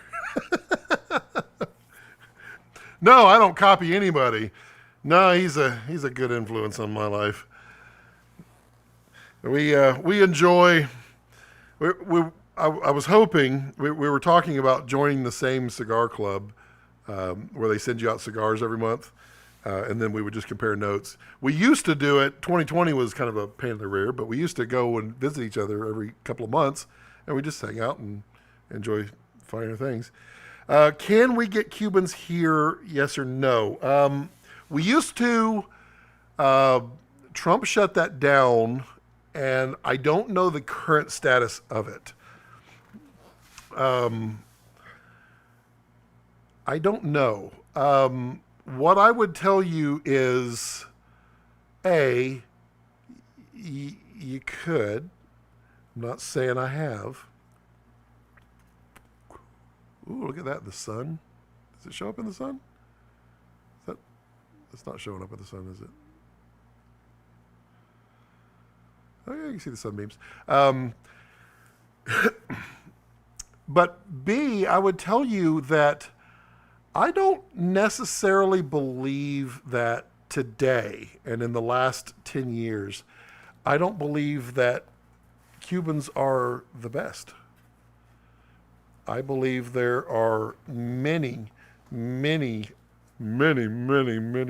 Academy, other options out there that are as tasty and some, if not better. Just because, and it's kind of like the world of cameras. When somebody comes out with something, others figure out how to do it. Eventually, they're going to catch up.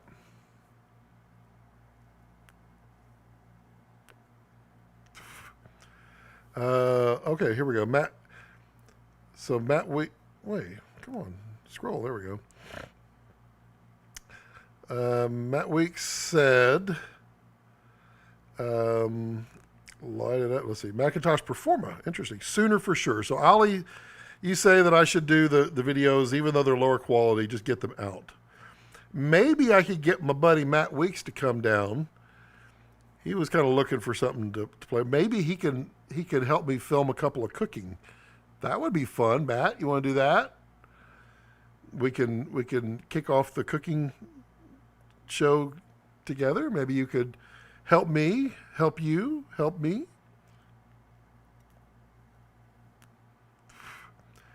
Let's see here. Tyler Man, watch what you wish for. There's a keyboard in front of him.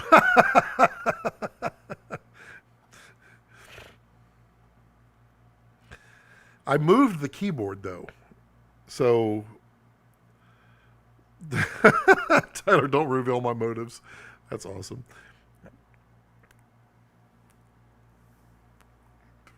So this one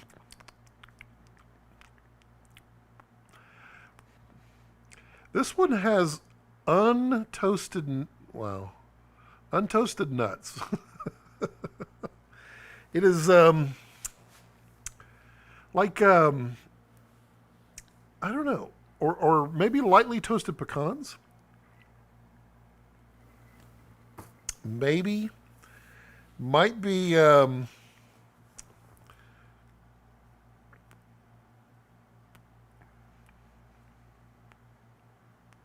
Yeah, lightly toasted cashews. There's some other flavors in there. I'm sure if this one gets demonetized, then I won't do this again on this channel. I'll just tell everybody to scroll over to the, hey, I need the name. Who's got the name? Because Man Cuts is not going to cut it. if ooh, well, okay. So I was thinking V Cuts. V Cuts would be a cool thing because I don't want the channel to be 100% about this, or or like alcohol or anything like that. It's just more about enjoying the finer things in life, just taking the time to enjoy them. That's what that channel is going to be about. Straight cuts, I like that. Well, maybe that works. What I don't want it to be is I don't want it to be offensive to anybody. I don't want straight cuts for people to go, oh, so it's only for no. I don't want it to be that. Just like I don't want it to be man stuff. I don't want it to be that because literally anybody can enjoy the finer things. It's not a man thing. It's a air quotes manly thing, but I mean straight cuts might be okay. The green room.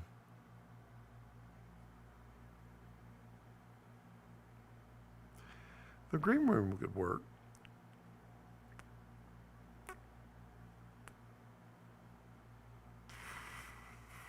That sun is really bright. The world seems way too deep to understand. I know nothing about cigars. Well, Tyler, let me educate you. I'm happy to do so. I don't want to do it on this channel, just because I want to protect each of these channels as their individual own entities. I don't want, because YouTube is funny about that stuff. It's like I could do this as a side thing, but I can't really talk about it. If I talk about it, they may demonetize it. On the green room or straight cuts, I think straight cuts. I really kind of think that rings a good bell there.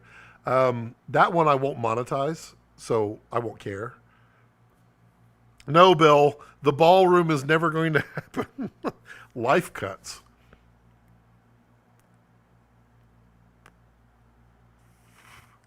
Life cut. Ooh, that could have. Oh, I like that. That's deep.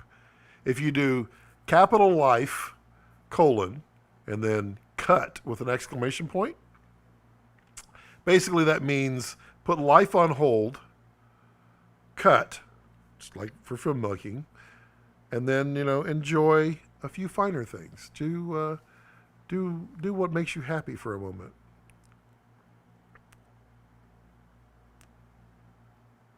I can hang with that. Life cuts, the ballroom. That was Bill's joke. When before the studio was a studio, I've said this before. It was always a studio. It was built as a studio, but I wasn't in a place where I could do it as a studio yet. I turned it into a giant man cave. I mean, it was huge. Walk-in humidor. I had a walk-in wine cellar. I had bathroom. I had a full bar. This was only part of the bar that's remaining over here. I had a movie theater in here. I had a pool table, darts. I was trying to get a shuffleboard, never could get it. What else? There seems like there was one other thing in the way. A poker table. Yep. And I wanted a cool name for the man cave, but I didn't want to call it man cave. And Bill kept going, the ballroom. No. The ballroom is not. No. Cave cuts. Director's cut.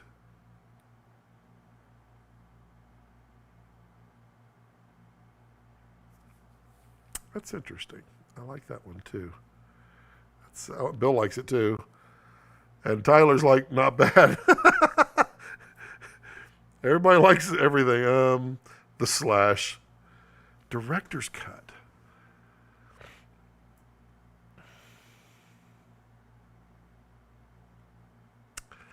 That's not bad. So, Tyler, you get a sticker. I don't have any stickers, but you get one. Um, I'm just looking around to see if anything came with a sticker. Here, you get this sticker. Director's cut. Director's cut. Should it be Scott Balcom, the director's cut? That way, at least people know what. Because I don't want it. I don't want it to be. I'll talk about anything in that one, but I don't want it to be where people think it's filmmaking only.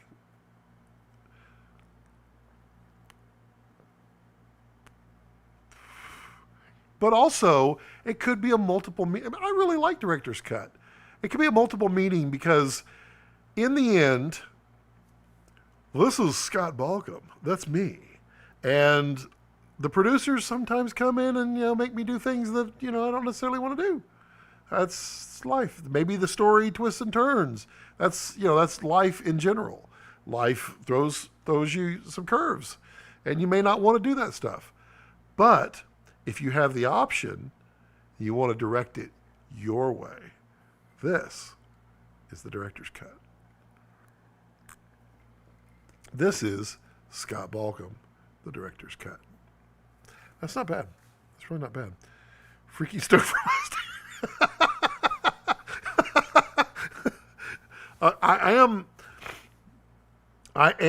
I've already commissioned a T-shirt and stickers to be made for the film channel. Well, this channel. Damn it. I still don't know what phrase. I want to do kind of life-centered or passions centered around your life, that kind of thing, or life centered around your passions. I don't know how that would play on a T-shirt. Life centered around your passion. Put a camera lens and put life centered around your passion.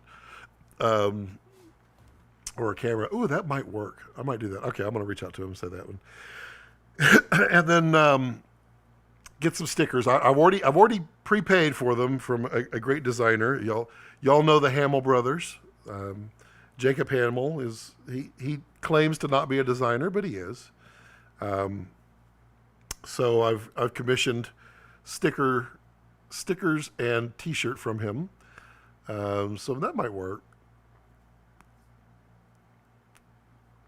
So I might as well just go ahead and make stickers for everything.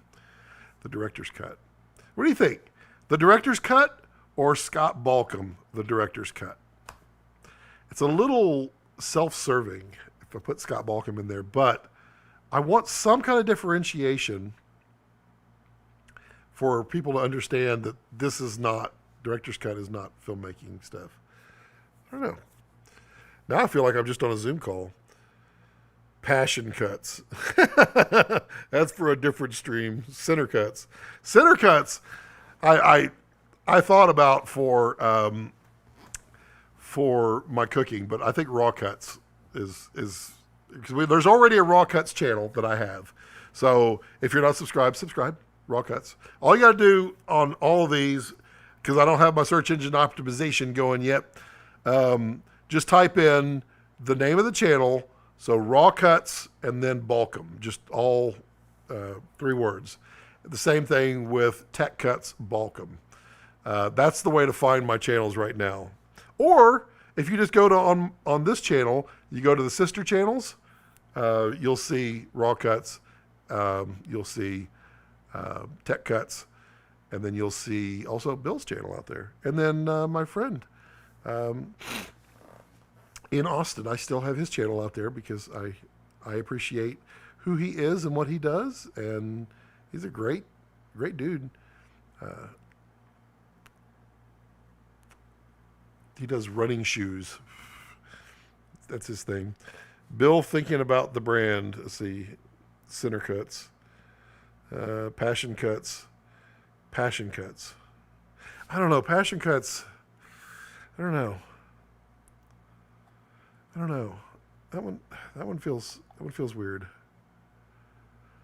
But it is. It's passion.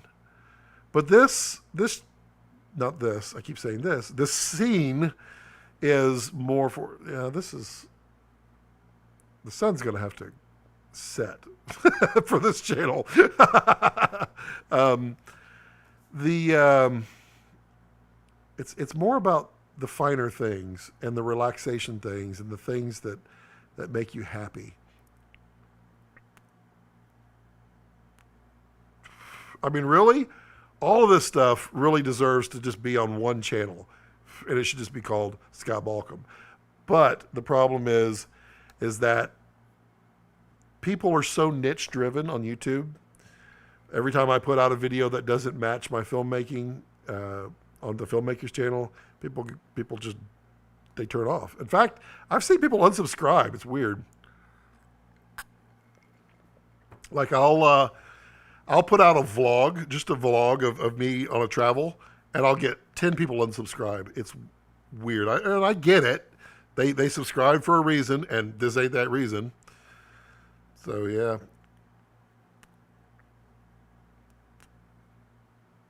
I feel like I could brighten this up a little bit, although it's not bad. It's a little dark, but it's moody. I like moody. It's graded.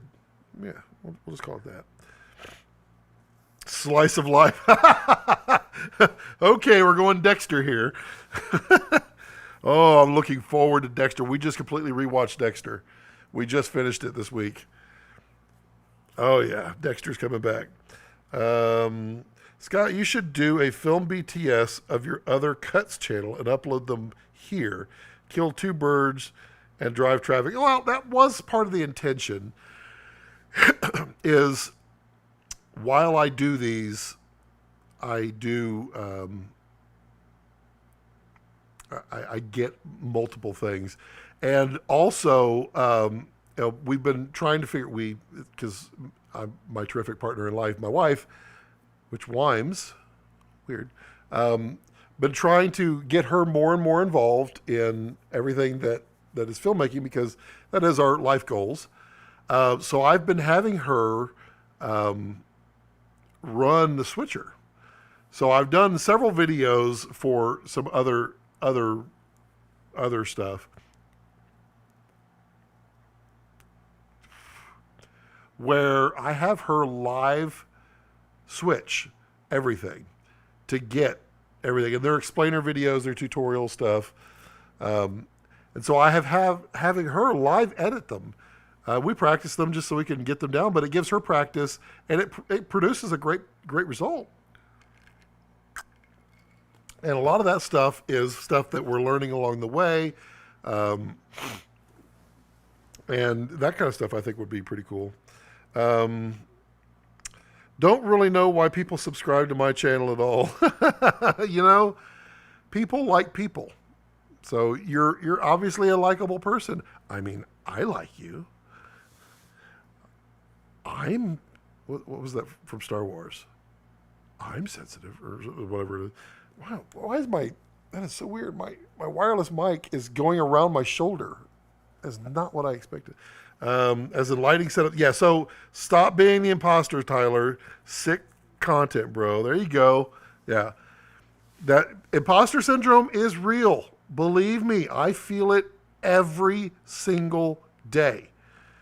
I mean, just doing these live streams, I felt like if I came back and just did these live streams and I just had a single camera, I felt inadequate. Like everybody would say that I suck, that I'm horrible, blah, blah, blah. And I talked myself out of it, which is why I didn't do them for so long, that and my internet sucking. I just felt bad. I mean, I could go back to the whole, what was it? Back in the corner over there. What do we call it? The steam room. What is it? What's the not samba? Is that? Were you going to get a schwitz? You know, the steam room. I can go back to that steam room set. I still have that, but that set over there. You know, it'd be cool if I could live switch from over here. And that's why I put that GoPro way up at the top of the studio back over there, was so that I could show everything. So this is the director's cut shot right here. Maybe with or without the keyboard. I might leave the keyboard in. I kind of like that. But then there's tech cuts that shoots over against the desk over there. Then we've got over here, which the main camera's, I'm pointing directly at it, which is that way. And that is for Sky Balcom. And then the cooking will be that direction, pointing that way towards the kitchen. And then over here on this side is where the music, some of the music, so this keyboard was originally going to go over there, but it doesn't quite fit with my decor, because over there is where I was going to do some more tech cut stuff, and it was going to be retro cuts over there, and that's going to be all part of the same channel. Over there's a guy on YouTube. I will find him and share him, because this dude deserves to have his channel blow up for nothing more than the fact that he's recreated a 70s basement for his classic gaming experience. He has an Atari 2600 to an old console TV, and I told him I'm completely stealing the idea and recreating it over here. He's got the 70s shag carpet, the 70s chairs, the sofas, everything. And I found a set. I was so bummed. 15 miles from here, there was a full set of absolutely early 80s couches that belonged in a basement, and I wanted them so bad, and they had sold. Well, actually, I assume they sold. They never would reply to me. I kept emailing, no replies. They were perfect. I've been on the lookout. He's got the wood paneling, and he stages it. And so he takes photos of it, and he shoots pictures of it. He's got his kids like sitting in front. He puts them in like striped shirts from the 80s, socks up to their ankles, and he stages photos of them playing classic Atari games, and it is priceless. It is exactly my youth. And so that's what that is going to be over there.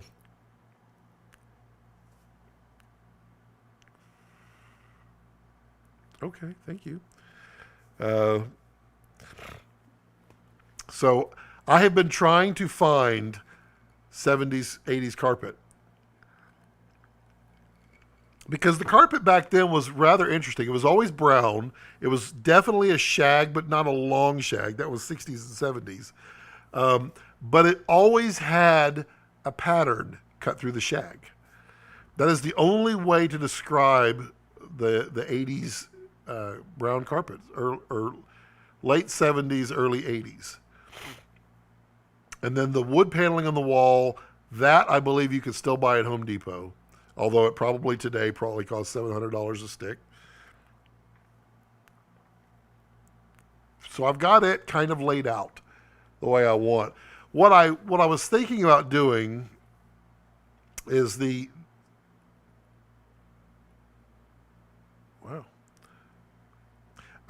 sun coming through here, through that window that's over there.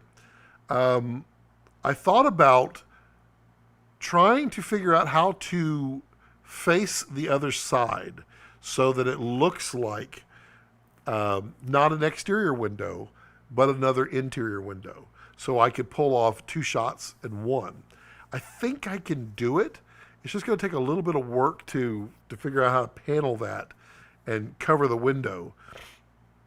Because really, in the grand scheme of things, when I show that window through tech cuts, I just put a 4x4 silk across it, so that I didn't successfully do it this last time. I'll have to fix that. But I try to blow out the window so that it just looks like I'm up against a blown out window outside. And you can see on my Tech Cuts video, subscribe, that it wasn't quite blown out. You could actually see the silk. But I have these different ways to set up, and I talked about last week where I have this 1/6 by silk that's pivot, and I can rotate it around about 270 degrees to pull keys from my seat there, my tech cuts there, at the the cyc wall over there, and then I can rotate it all the way back around and blow a key through that side. So it can be done. It's it's about balance and trying to get it all done. And my wife constantly tells me that I'm doing way too much at once, and it's what's killing me. And it's true, but if I don't, then I fall apart. Like 2020 was pretty devastating for me. There's so much I had planned to do and I couldn't do it. And I know it was devastating for a whole lot of people, and even more devastating for other people. It's like rebuilding all these computers. I'm rebuilding all these and going through them all because it gives me something for my hands. Building out my van gives me something for my hands to do. It gives me something to build in my brain. The NAS over here, building that out, gives me something for my brain to do. Tyler says, gotta bounce, lost track of time, enjoyed the stream as always, have a great weekend. You too, Tyler. Good to see you. It's a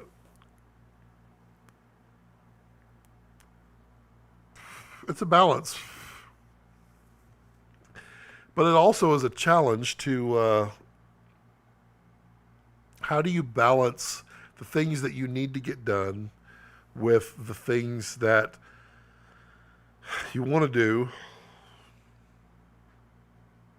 versus the things you can do, because you're only finite. You're only so much of a person you can do.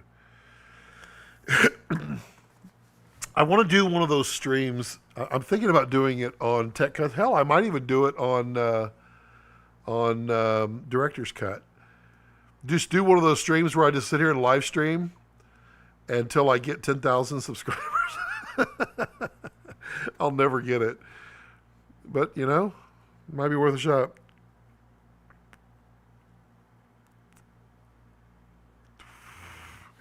So, we got Scott Balcom Filmmakers channel. We got Raw Cuts Cooking channel. We got Music Cuts. Well, I think Music Cuts and Prime Cuts, but I think it's going to have to be Music Cuts, because I think Prime Cuts kind of goes into the DJ market too much. Music Cuts, Director's Cuts, Tech Cuts.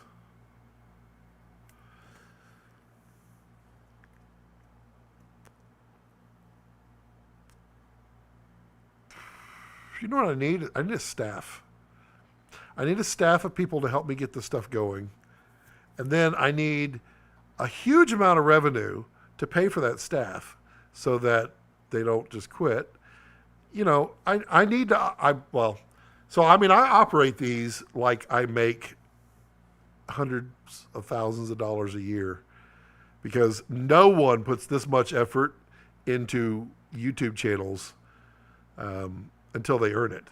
Me, I take where I've earned it in filmmaking. Well, I earn it every day. I try to earn it.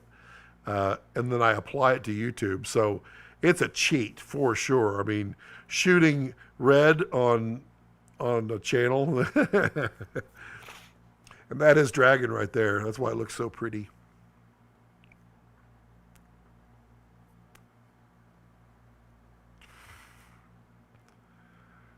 And then I have, the whole studio has a ventilation system, an external ventilation, so I can suck in outside air and vent it out through up there.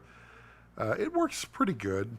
My problem is I have to balance the air conditioning with the ventilation, because the only way to get smoke out of your air, or for that matter fog, is to bring in fresh outside air and take out the old air. And when you do that, you're going to lose heat and or air conditioning. There are things called heat recovery and climate recovery devices. They're very expensive. They're like $1,500 for a good one that basically brings in the outside air, runs it through a heat exchanger from the exhausted air. So the cool air that's escaping cools down the air coming in and at least brings in cooler air during the summer, which is a thing here in Texas. And then the wintertime, it does that for heat. I rarely have problems in the wintertime. Wintertime is fantastic around here because I can open up the windows, crank up the vent, and just have a blast. Oh man, we're all tuning out now. That's cool. I get it. No problem. It's it's not a stream for everybody. But it's well, who's still here? Let's do a roll call. Say something if you're still here, so I know who's here, because right now it says there's almost no one here, but it also lies because it'll tell me that no one is on my stream, and then like 8 people will go, I'm still here. What are you talking about?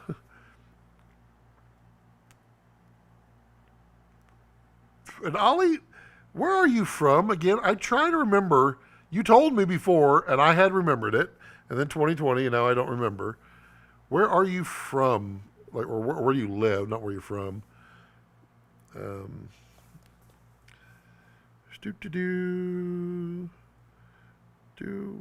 is he here? It's interesting that my scroll doesn't work in Chrome. Man, those M1s are impressive. I've been live streaming this whole thing, battery powered. It's great. It works like a champ. Is the audio still working? Yep, the audio's still working. I just had to make sure I have all my monitors over there that I can see.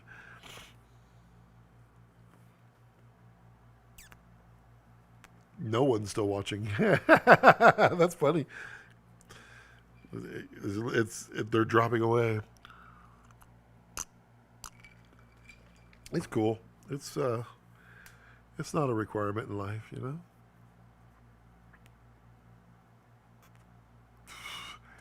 So I'm really excited for this thing that's coming back. That's my project. That's getting a kick in the butt. I'm hoping that it goes well. I'll know in time. A little bit of time will pass, and then London. That's right. So which part of London? Because London is a place that I want to go visit. That in Germany. All these things are back in stock. I want them back in stock. And my niece lives in, shoot, I don't even know. She's somewhere in the UK.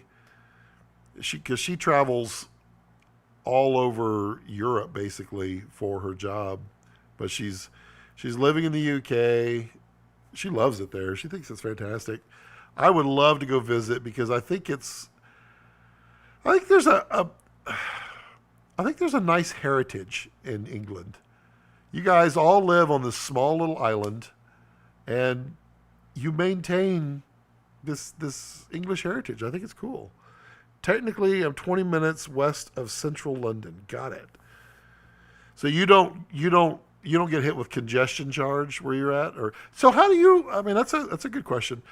How do you commute around? Do you use the tube, or do you ride a bicycle? Because I know biking is huge there in London. Because of that congestion charge, you can't really park, and it's a variable rate. Oh, by the way, I just pulled out. Scotty's going to get fit again. He's going to do it. He's going to go back to his 2019 ways where he lost all that weight. I just pulled out my mountain bike, and I just refurbished it. Just built it all up. I've replaced a lot of stuff on it. I've got to replace my rock shocks on the front. And I'm going to be riding again. And then I found out that my rear end just cannot handle the seat. It hurts too much, although I probably just need to just buck up and do it. So I ordered a new seat for it. But yeah, I'll be riding. But what's funny is I had to inquire on a few YouTube videos to find out how to do something. And yeah, now my YouTube feed is nothing but bicycles. And mostly, and this cracks me up, if you type in mountain bike for a tall person, the only channels, the only videos that come up are from the UK. What is up? Are you guys all tall over there? I mean, what? I have not found a single American, and I know biking is huge here, but not a single American that talks about large or tall bikers. It cracks me up. Mainly by car, but they're extending the congestion charge further out in October. So if you don't want to pay, you have to buy an eco-friendly car. Wow. See, if I lived in a city, I would absolutely do a Tesla. I would absolutely do it. I don't live in a city. And I've thought about it.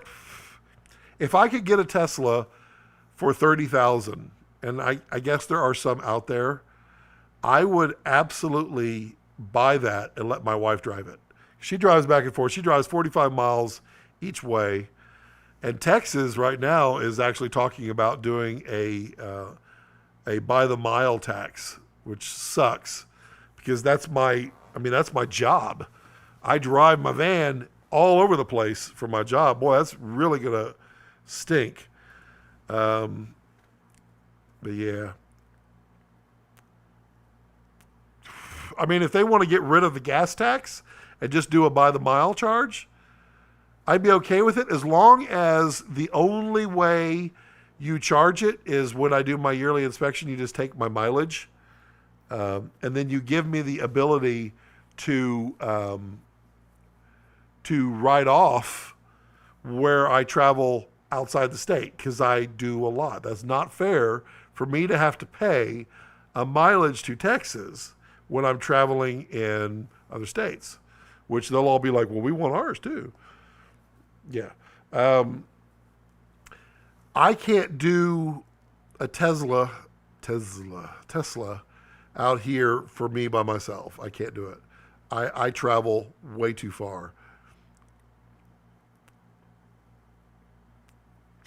And even a Tesla van, if they came out with a Tesla van, the only way I could do the Tesla van is if it had 1,000-mile range. And I mean it. Not 1,000 miles, 1,000 miles peak. I need it to run 1,000 miles because I'm going to travel 400 or 500 miles, and then I'm going to need it to, power my stuff. It's got all that power. Might as well power my stuff. I won't need it to operate an air conditioner, but I will need it to keep me comfortable in a van. I could totally do that. But I don't think that a Tesla van would be a cargo van. I think they'd make it luxury, unfortunately. Ollie says, the thing here, 80% of fuel is tax. So if everyone were electric, they'd have to find the money somewhere else, which is why they all want to go to the by the mile. But how do you do that? How do you do a by the mile and everyone wins?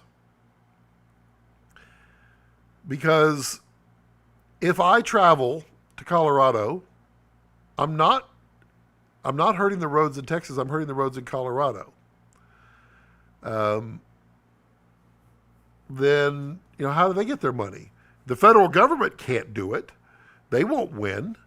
They'll never do it. They just do it for themselves. In Texas, they're talking about doing it, and it's really only, I think it's a $150 charge.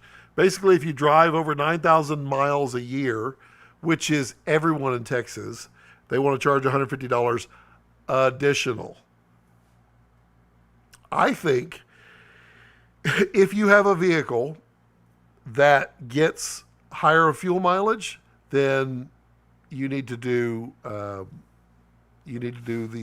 by the mile tax. Or if you do an electric vehicle, that's what I think. But what do I know? I guess it should be subsidized if it's for work purposes. Yeah, it's tough. And for instance, on my van, I would say 60%, maybe 70% of my mileage that I drive on my van is outside of Texas. And soon, this because I'll be traveling here shortly. Soon, it's going to be even more than that. As I start traveling around the country again, as things open up where I'm allowed to travel, man, I can't wait to get back to Canada. I'm going to do Canada right this time.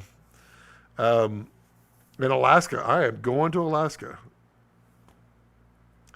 How do you do that?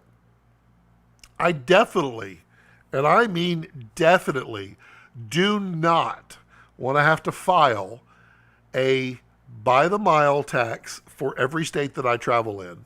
I am not interested in doing that at all.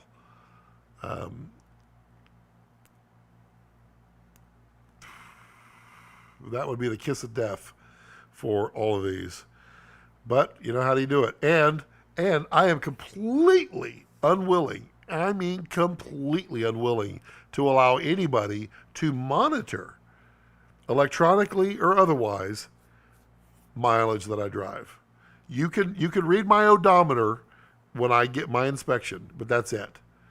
And they do that anyway. They record it. I'm fine with that. By the way, is City Gear happening this year? It is. It is happening, and it's before NAB. It's in September, if I remember correctly. So it's going to be September in LA, and NAB is happening, and it's in October in Vegas, and I'm going. In fact, I need to use my my Southwest miles before they expire. It is happening. I'm going to both. I think what I will do, I don't know, because they're making it more and more difficult for vans to go to Las Vegas. Used to, I could drive my van to Las Vegas, and there was an oversized parking lot that I could park in.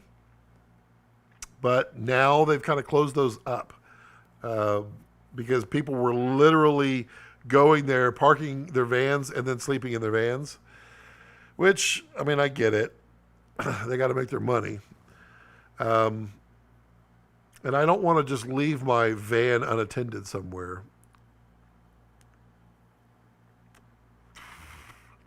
And in LA, I definitely would love to drive to LA. Because what I would do is I would drive to LA, go to City Gear, and then from LA just zoom up the West Coast. And, hey, what do you do? Looks like the same, like some kind of mafia scene. Well, this is a sneak peek at the Director's Cut channel that I'll be doing soon, where I enjoy the finer things in life and just chit chat. I'll mostly be talking about like alcohols and just various finer things in life that I enjoy. But I had done 2+ hours over here on the filmmaking stuff, and now I'm just just kind of chillaxing. Just figured I'd come over here to this set. It's like, I love it. Play the Godfather theme.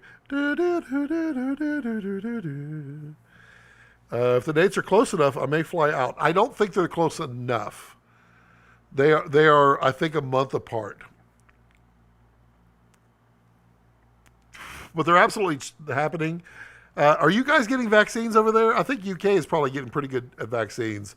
I mean, we're pretty much vaxxed out, vaxxed up here in the United States. Oh, my nose is itching. I'm gonna see if I can avoid scratching my nose. I think we're over 50% now in vaccines in the United States. And I don't think we can't get to 100. It's not possible because they won't let it be for kids. So there's still a population under 16 that can't get it. And then there's a bunch of people who don't want it. And I'm fine with that. Yeah, vaccines galore. Which ones do y'all have? I did the one and done myself. I did the Johnson and Johnson, and the reason I did it uh, was I didn't want. It was a traditional vaccine, whereas the other two were the mRNAs or whatever whatever they are. So I didn't want that. Yeah, they're speeding things up with the rollout due to the India variant. Yeah, I'm not sure. I'm not sure if it's a problem or not. I've heard of people getting it here in the U.S., people who are vaccinated, but they have no symptoms, which leads me to believe that it's working, that like the vaccines are doing what they're supposed to do. The other thing with the India one, and I'm not trying to play politics here, but India has, and we talked about this last week, India has 1.3 billion people. They have so many more people than most other countries, and they're fixing to be the most populous country in the world. It's why they are there's so many reports on the outbreak there. It's just it's still relative. It's still the same percentage ramps that are happening. They just have, sorry, I get these strange hiccups. It's still relative to the amount of population that they have. But they're also, I just saw today that they're getting 100 million or 200 million vaccines sent to them right now. That's huge. But China and India and Africa, for that respect, have huge populations that are not in a populous area. And so those are going to be the ones that I think are hardest hit, and will be the ones that will be struggles to get vaccinated. AstraZeneca for over 40, Pfizer, Moderna for under 40. Interesting. Because I don't even think we get the AstraZeneca here at all. In fact, I don't think we do.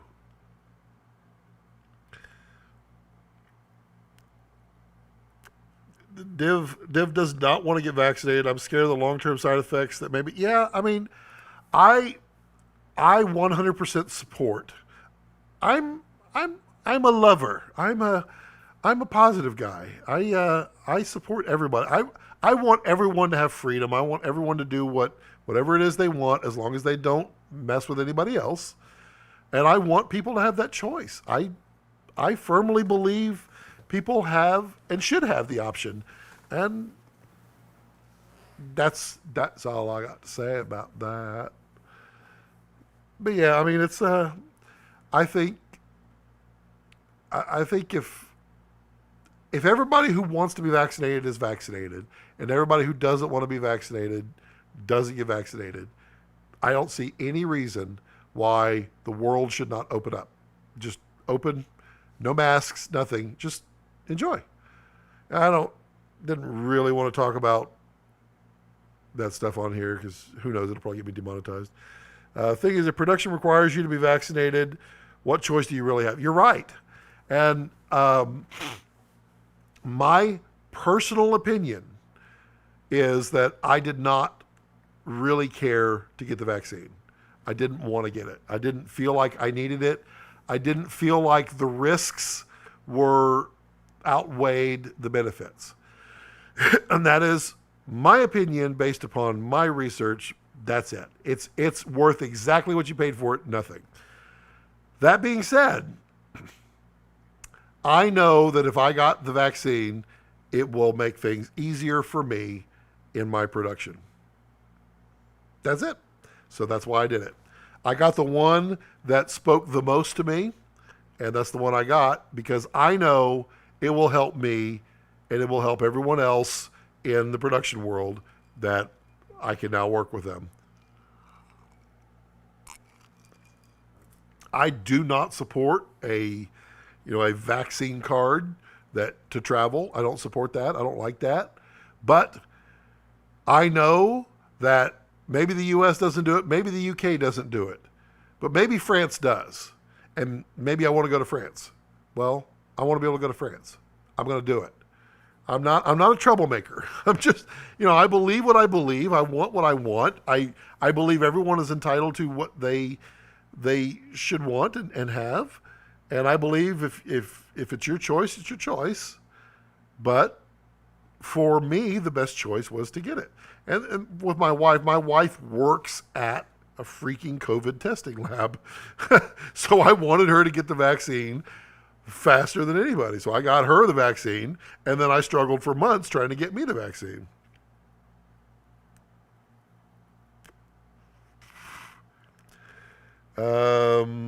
He said, here they're going to delay the final stage of opening because the variant is spreading super fast. Interesting. Me too. But when your livelihood is on the line, what can you do? Exactly. You, and this is still where I think we probably all agree. I mean, some people don't. Some people are hardline this way or that way. But I agree. I made the choice because to me, this is what I do. This is what I love doing.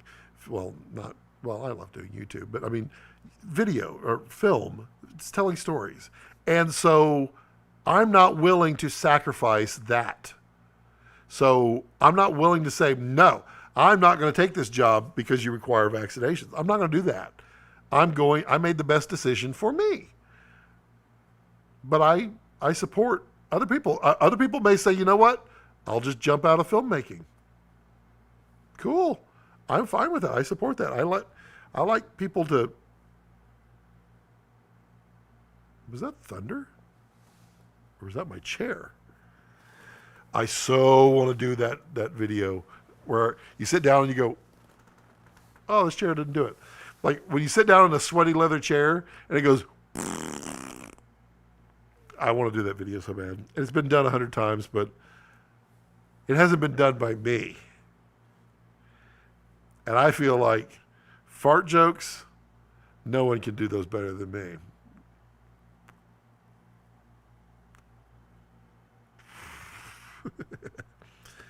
I do like that people are jumping in and out. It's kind of cool. I see the numbers jump up and jump down.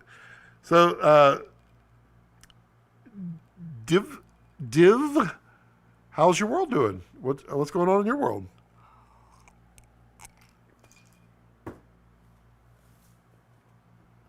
Yeah, man, the sun it needs fog in here. I broke out my fog machine the other day, or my hazer, and I need to clean it. It wasn't siphoning well.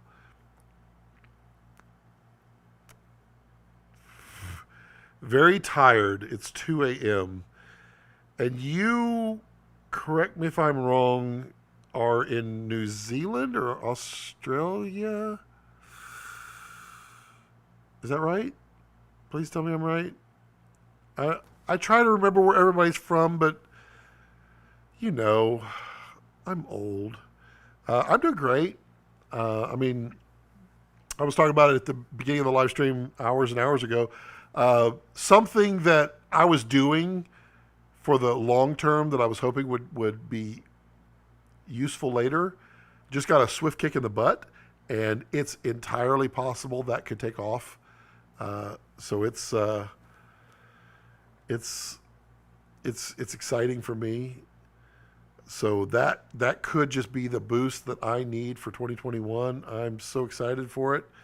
I'm in the final push now. Hopefully I can do it.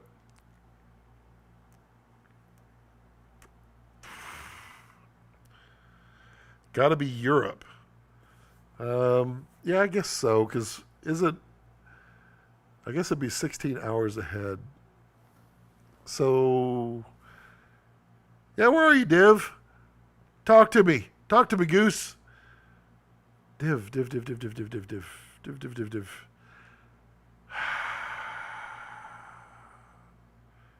Is it Germany?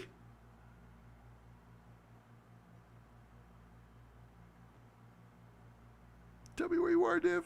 Tell me where you are. Ollie, Ollie is what, 11 o'clock there, 12 o'clock there? Where you're at? 12 o'clock, right? I think you guys are like 6 or 7 hours ahead of me. I think 11 or 12. I gotta adjust this stream. I have no idea if the streaming is dropping quality or not because it's over there.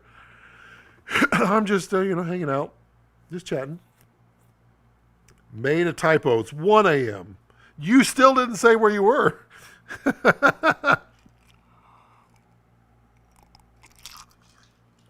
That's good.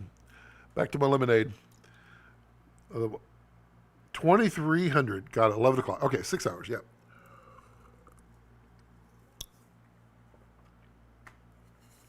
I guess Greenwich Mean Time. I should look at where Greenwich is.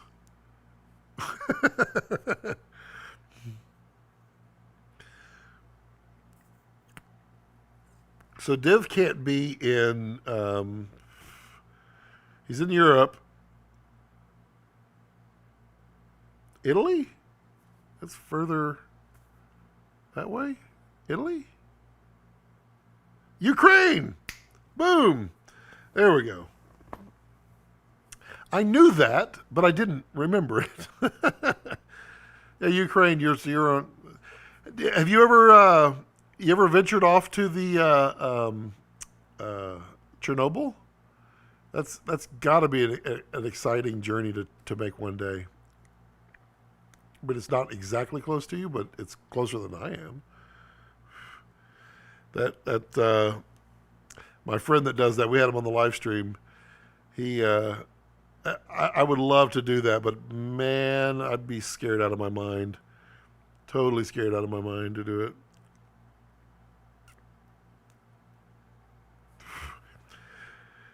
Oh, ashes. So Ollie, you get Cubans there in London, but you said you're not a cigar smoker, or you don't know anything about cigars, I think, or did you? I don't know. Chernobyl is completely safe. Well, I mean, I agree. It doesn't mean my brain won't calculate. My buddy goes there. Well, he tries to go once a year, once every 2 years at least. And he's never worried. He brings his Geiger counter all the time, and he's showing people, there's more radiation in the air when you're flying there than there is. But my brain would just sit there and calculate. No, not yet, but it's on my bucket list. Oh man, I would totally do that. Was heavy into Cohiba. Oh, nice.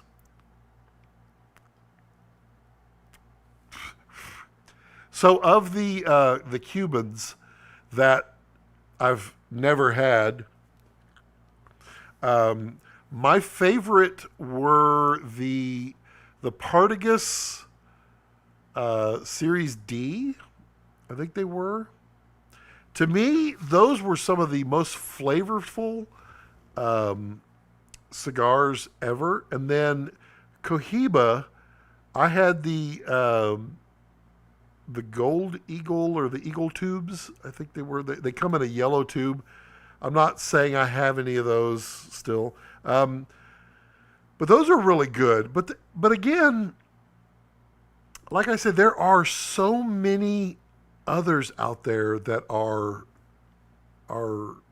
better, in my opinion. So have you ever had an Opus X? Those should be probably about the same price as a Cuban there. Also, Diamond Crown Maximus.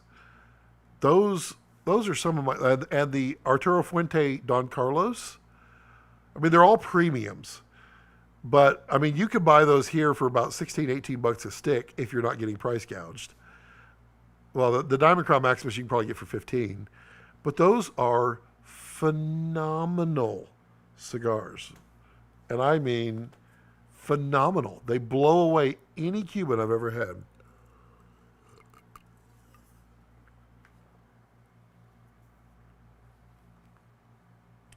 Fem. Hey there, Fem. Firm. Fem. Yep. Firm. I was reading firm. It's like, I'm going to walk the dog and head off to bed. All right. It's good to see you. Thanks for stopping by. Again, this is not the filmmakers chat at this particular moment. That was a couple hours ago. At some point, I'll find the right time and day to get these chats regular so that everyone can join when they need. But this is just kind of hanging out, just kind of chatting at the moment. This is on the set of the Director's Cut, my new channel that will be starting soon.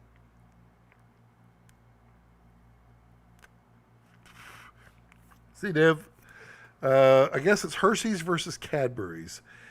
If it's all you've tasted, it's what you prefer. That's true. But I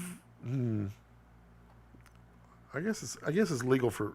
Oh, definitely Cohibas need to age. Mind-blowing. Yeah. All of my Cubans that I don't have, they're all aged. They're all a minimum of 10 years aged. I've enjoyed. So when I don't get them, I will enjoy a few, and then I'll try a few in like 6 months to a year, and then 5 years out is the way I do them. And then I was with a little group for a while. I hadn't been in that group in a while where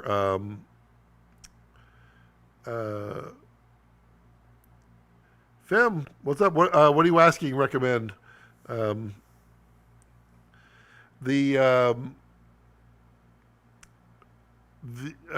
group. We would send our choice cigars. We'd send like 5 to each everybody, so everybody would get stuff that we couldn't get. And it was a great way to experience a lot of that stuff. And I do like the Cubans, but I do find that there are others that are better. Have you tried the Opus X? I mean, the Opus X to me is one of the best cigars out there, as well as the Padron 80 year, I think it is, 1923, I think that they are. Those are fantastic. Those are fantastic. And they're, so like Opus X and Fuente is the only cigar manufacturer in the world to date that I'm aware of. I mean, who knows, things have progressed, that have successfully grown all 3 types of tobacco that goes into a cigar outside of Cuba. So there's the wrapper, there is the filler, and then there's the binder. There's 3 different types that go in it, and the Cubans, all 3 of them grown in Cuba, have a very distinctive flavor. But that flavor profile and those tobacco seeds have been done now by Fuente. And they grow them in areas that are all in the same part of the equator, or I guess the latitude. I always forget that. I never understood that, because they're like, yeah, latitude, one of them just goes around the earth. They all go around the earth. I don't understand how they longitude, latitude. Fuentes are awesome. They are. Don Carlos, fantastic. The Hemingways, those are amazing. Wait, those are Arturo Fuente. Yeah, but the Hemingways are amazing. But I guess they're all Fuente brothers, aren't they? Yeah. The Don Carlos, big fave. Whenever I get like a huge job and like it pays for like the next couple of months of my mortgage, then I go ahead and I treat myself to a box of something nice. My humidor is nowhere near what it was, mostly because I'm not storing them now. I'm enjoying them. And these cigar clubs are pretty cool. I don't know, do y'all have those in England? The one I'm on 3 different ones, where you pay anywhere from $35 to $50 a month, $55 a month, and they send you 3 to 5 of their picks every month. So I basically get, say, 12 to 15 new options every month, and these aren't cheap. These are quality. They're not the high end. These are in the medium area because I'm not going to spend $100 for those. But it's a great way to try things that I would never try. Like this one. This one is really not bad, but I have no idea what it is. Ooh, these are really good. These are all my bands over here that I've enjoyed. The My Fathers, oh, those are so good. Drew Estates are also really good. This one was The Judge. Oh, My Father the Judge. That was pretty good. I remember that one. But this one is just a peace sign. And I don't know what it is. I'll have to go look on the cheat sheet that they send and read up about it. You need real patience. I used to keep them some in a separate humidor in the attack so I couldn't be tempted on the attic. Yeah.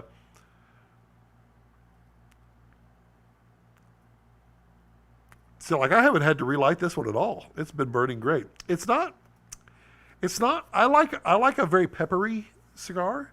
That's where the Diamond Crown Maximus, I think, is one of the most pepperiest cigars out there. I really like that spice that comes, and I like wood, but I don't like ashy flavor. So I do not like at all the Ashton VSGs, all that. I feel like Ashtons have this. It's like the smell of an old ashtray. That's the smoke flavor. Where like Opus X. Have you tried an Opus X? We haven't responded to that one. If you have not tried an Opus X, don't get the Opus X. Crap.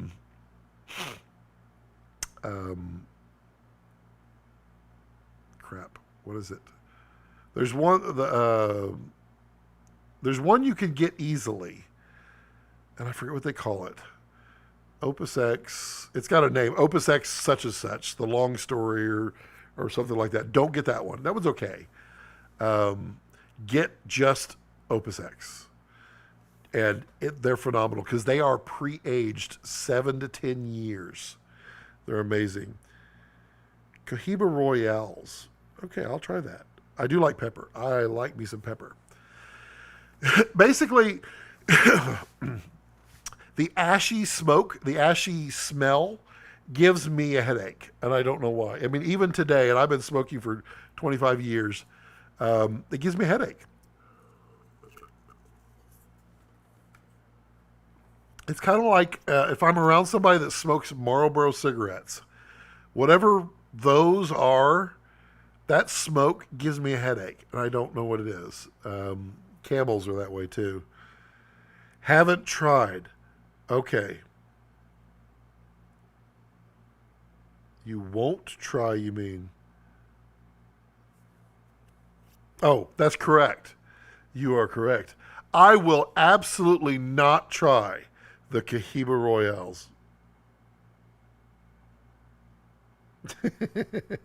Yeah. Okay, find you an Opus X. Go to a brick and mortar. It's worth it. Around here, brick and mortars will sell them for about $18 a stick.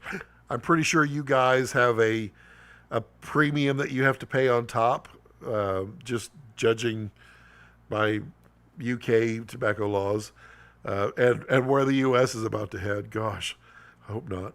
As where Canada, gosh, Canada, my gosh, what they pay. Find one.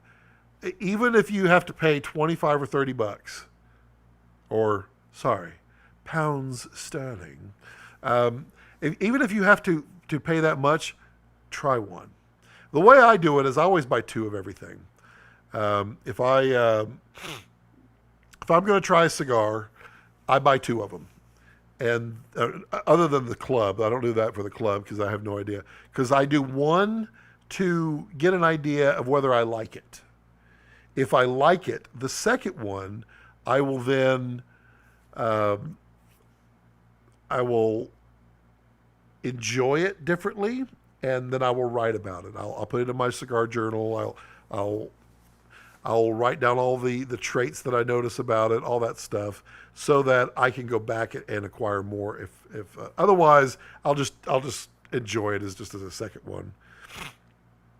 But yeah, you should absolutely try an Opus X, and it should.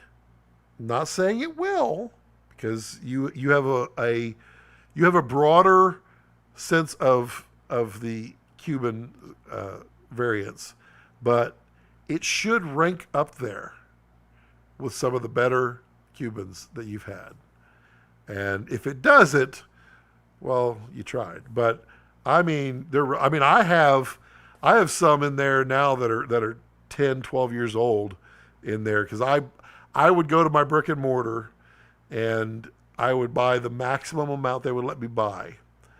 And then I just started, but they would not let you couldn't buy a case. You couldn't get a case to save your soul, because they only release them every once in a while, once a year, basically. And they're all aged 10 to 14 years. And then they had, like 5 or 6 years ago, they had this massive fire that destroyed like 3 or 4 of their tobacco drying aging sheds. Oh, that was a horrible day. But they're incredible. The Lost, the Opus you don't want is the Lost. Well, I mean, you could try one, but don't take. It's the Lost. It's not Lost Empire, Lost World, something like that. There's an Opus called that. They're okay. They're good. They're just not Opus X, the true one. But try one. I would really love to know your opinion on it after you try one. Excellent. You're going to try one. That is Scott's pick. So in Vegas, it's hilarious. Those Opus at the Fuente Cigar Bar, which if you go to NAB, let me know, because I always do a cigar meetup at the Fuente Cigar Bar in Caesar's Forum Shops. And I usually do it, this year NAB is going to be, it's going to be in the week. It's during the middle of the week. It's weird. It's not on a weekend. So I don't know how that's going to work, but always, NAB started Monday. All the parties start Sunday night. Saturday night, I would do a cigar meetup. And then we would end up doing one on like Wednesday night. And the Fuente Cigar Shop is actually owned by the Fuente brothers. And they make the best tangerine mojitos. It is addictive how good they are. And then you can buy any cigars there and smoke them right there in their wonderful, wonderful place. And you sit outside and you can enjoy all the people watching. I love doing that. But they charge $75 to $125 for those Opus X there. So it is amazing what they can get for them. And price gouging, it's real. What I enjoyed was, like a lot of the cigar places that you could order from, brick and mortars, they would let you buy 3 sticks. But some, if you mail ordered, they would let you buy 3 sticks or 2 tins. And the tins were 3-packs, and they were really good. I like those.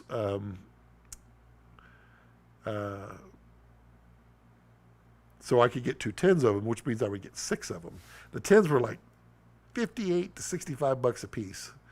But still, that's a value. That's a value. All right, what are we at here on the stream? Ollie, you're the official time observer, and I can't see over there. Does it show how long I've been streaming for? I think it's about time to wrap this one out. Let's see, I started at 2, so 3.5 hours. I would say that's where we're at. There's a huge delay. I thought I'd set that to like have very little delay, but oh well. All right. So I finished my cigar. That's a pretty good one. I enjoyed that. Almost 3.5 hours. That's a respectable. That's the lower tier of the longer ones, but it was unfortunately just me babbling instead of having a good guest on. But it was great interaction. I thoroughly enjoyed our conversation, Ollie. Thank you for joining as always. And there's several others out there who are watching. I don't know who they are. They're all like quiet and not saying hello. Let me go over here. Make sure I'm not going to trip on anything. Wow. Woo. There's the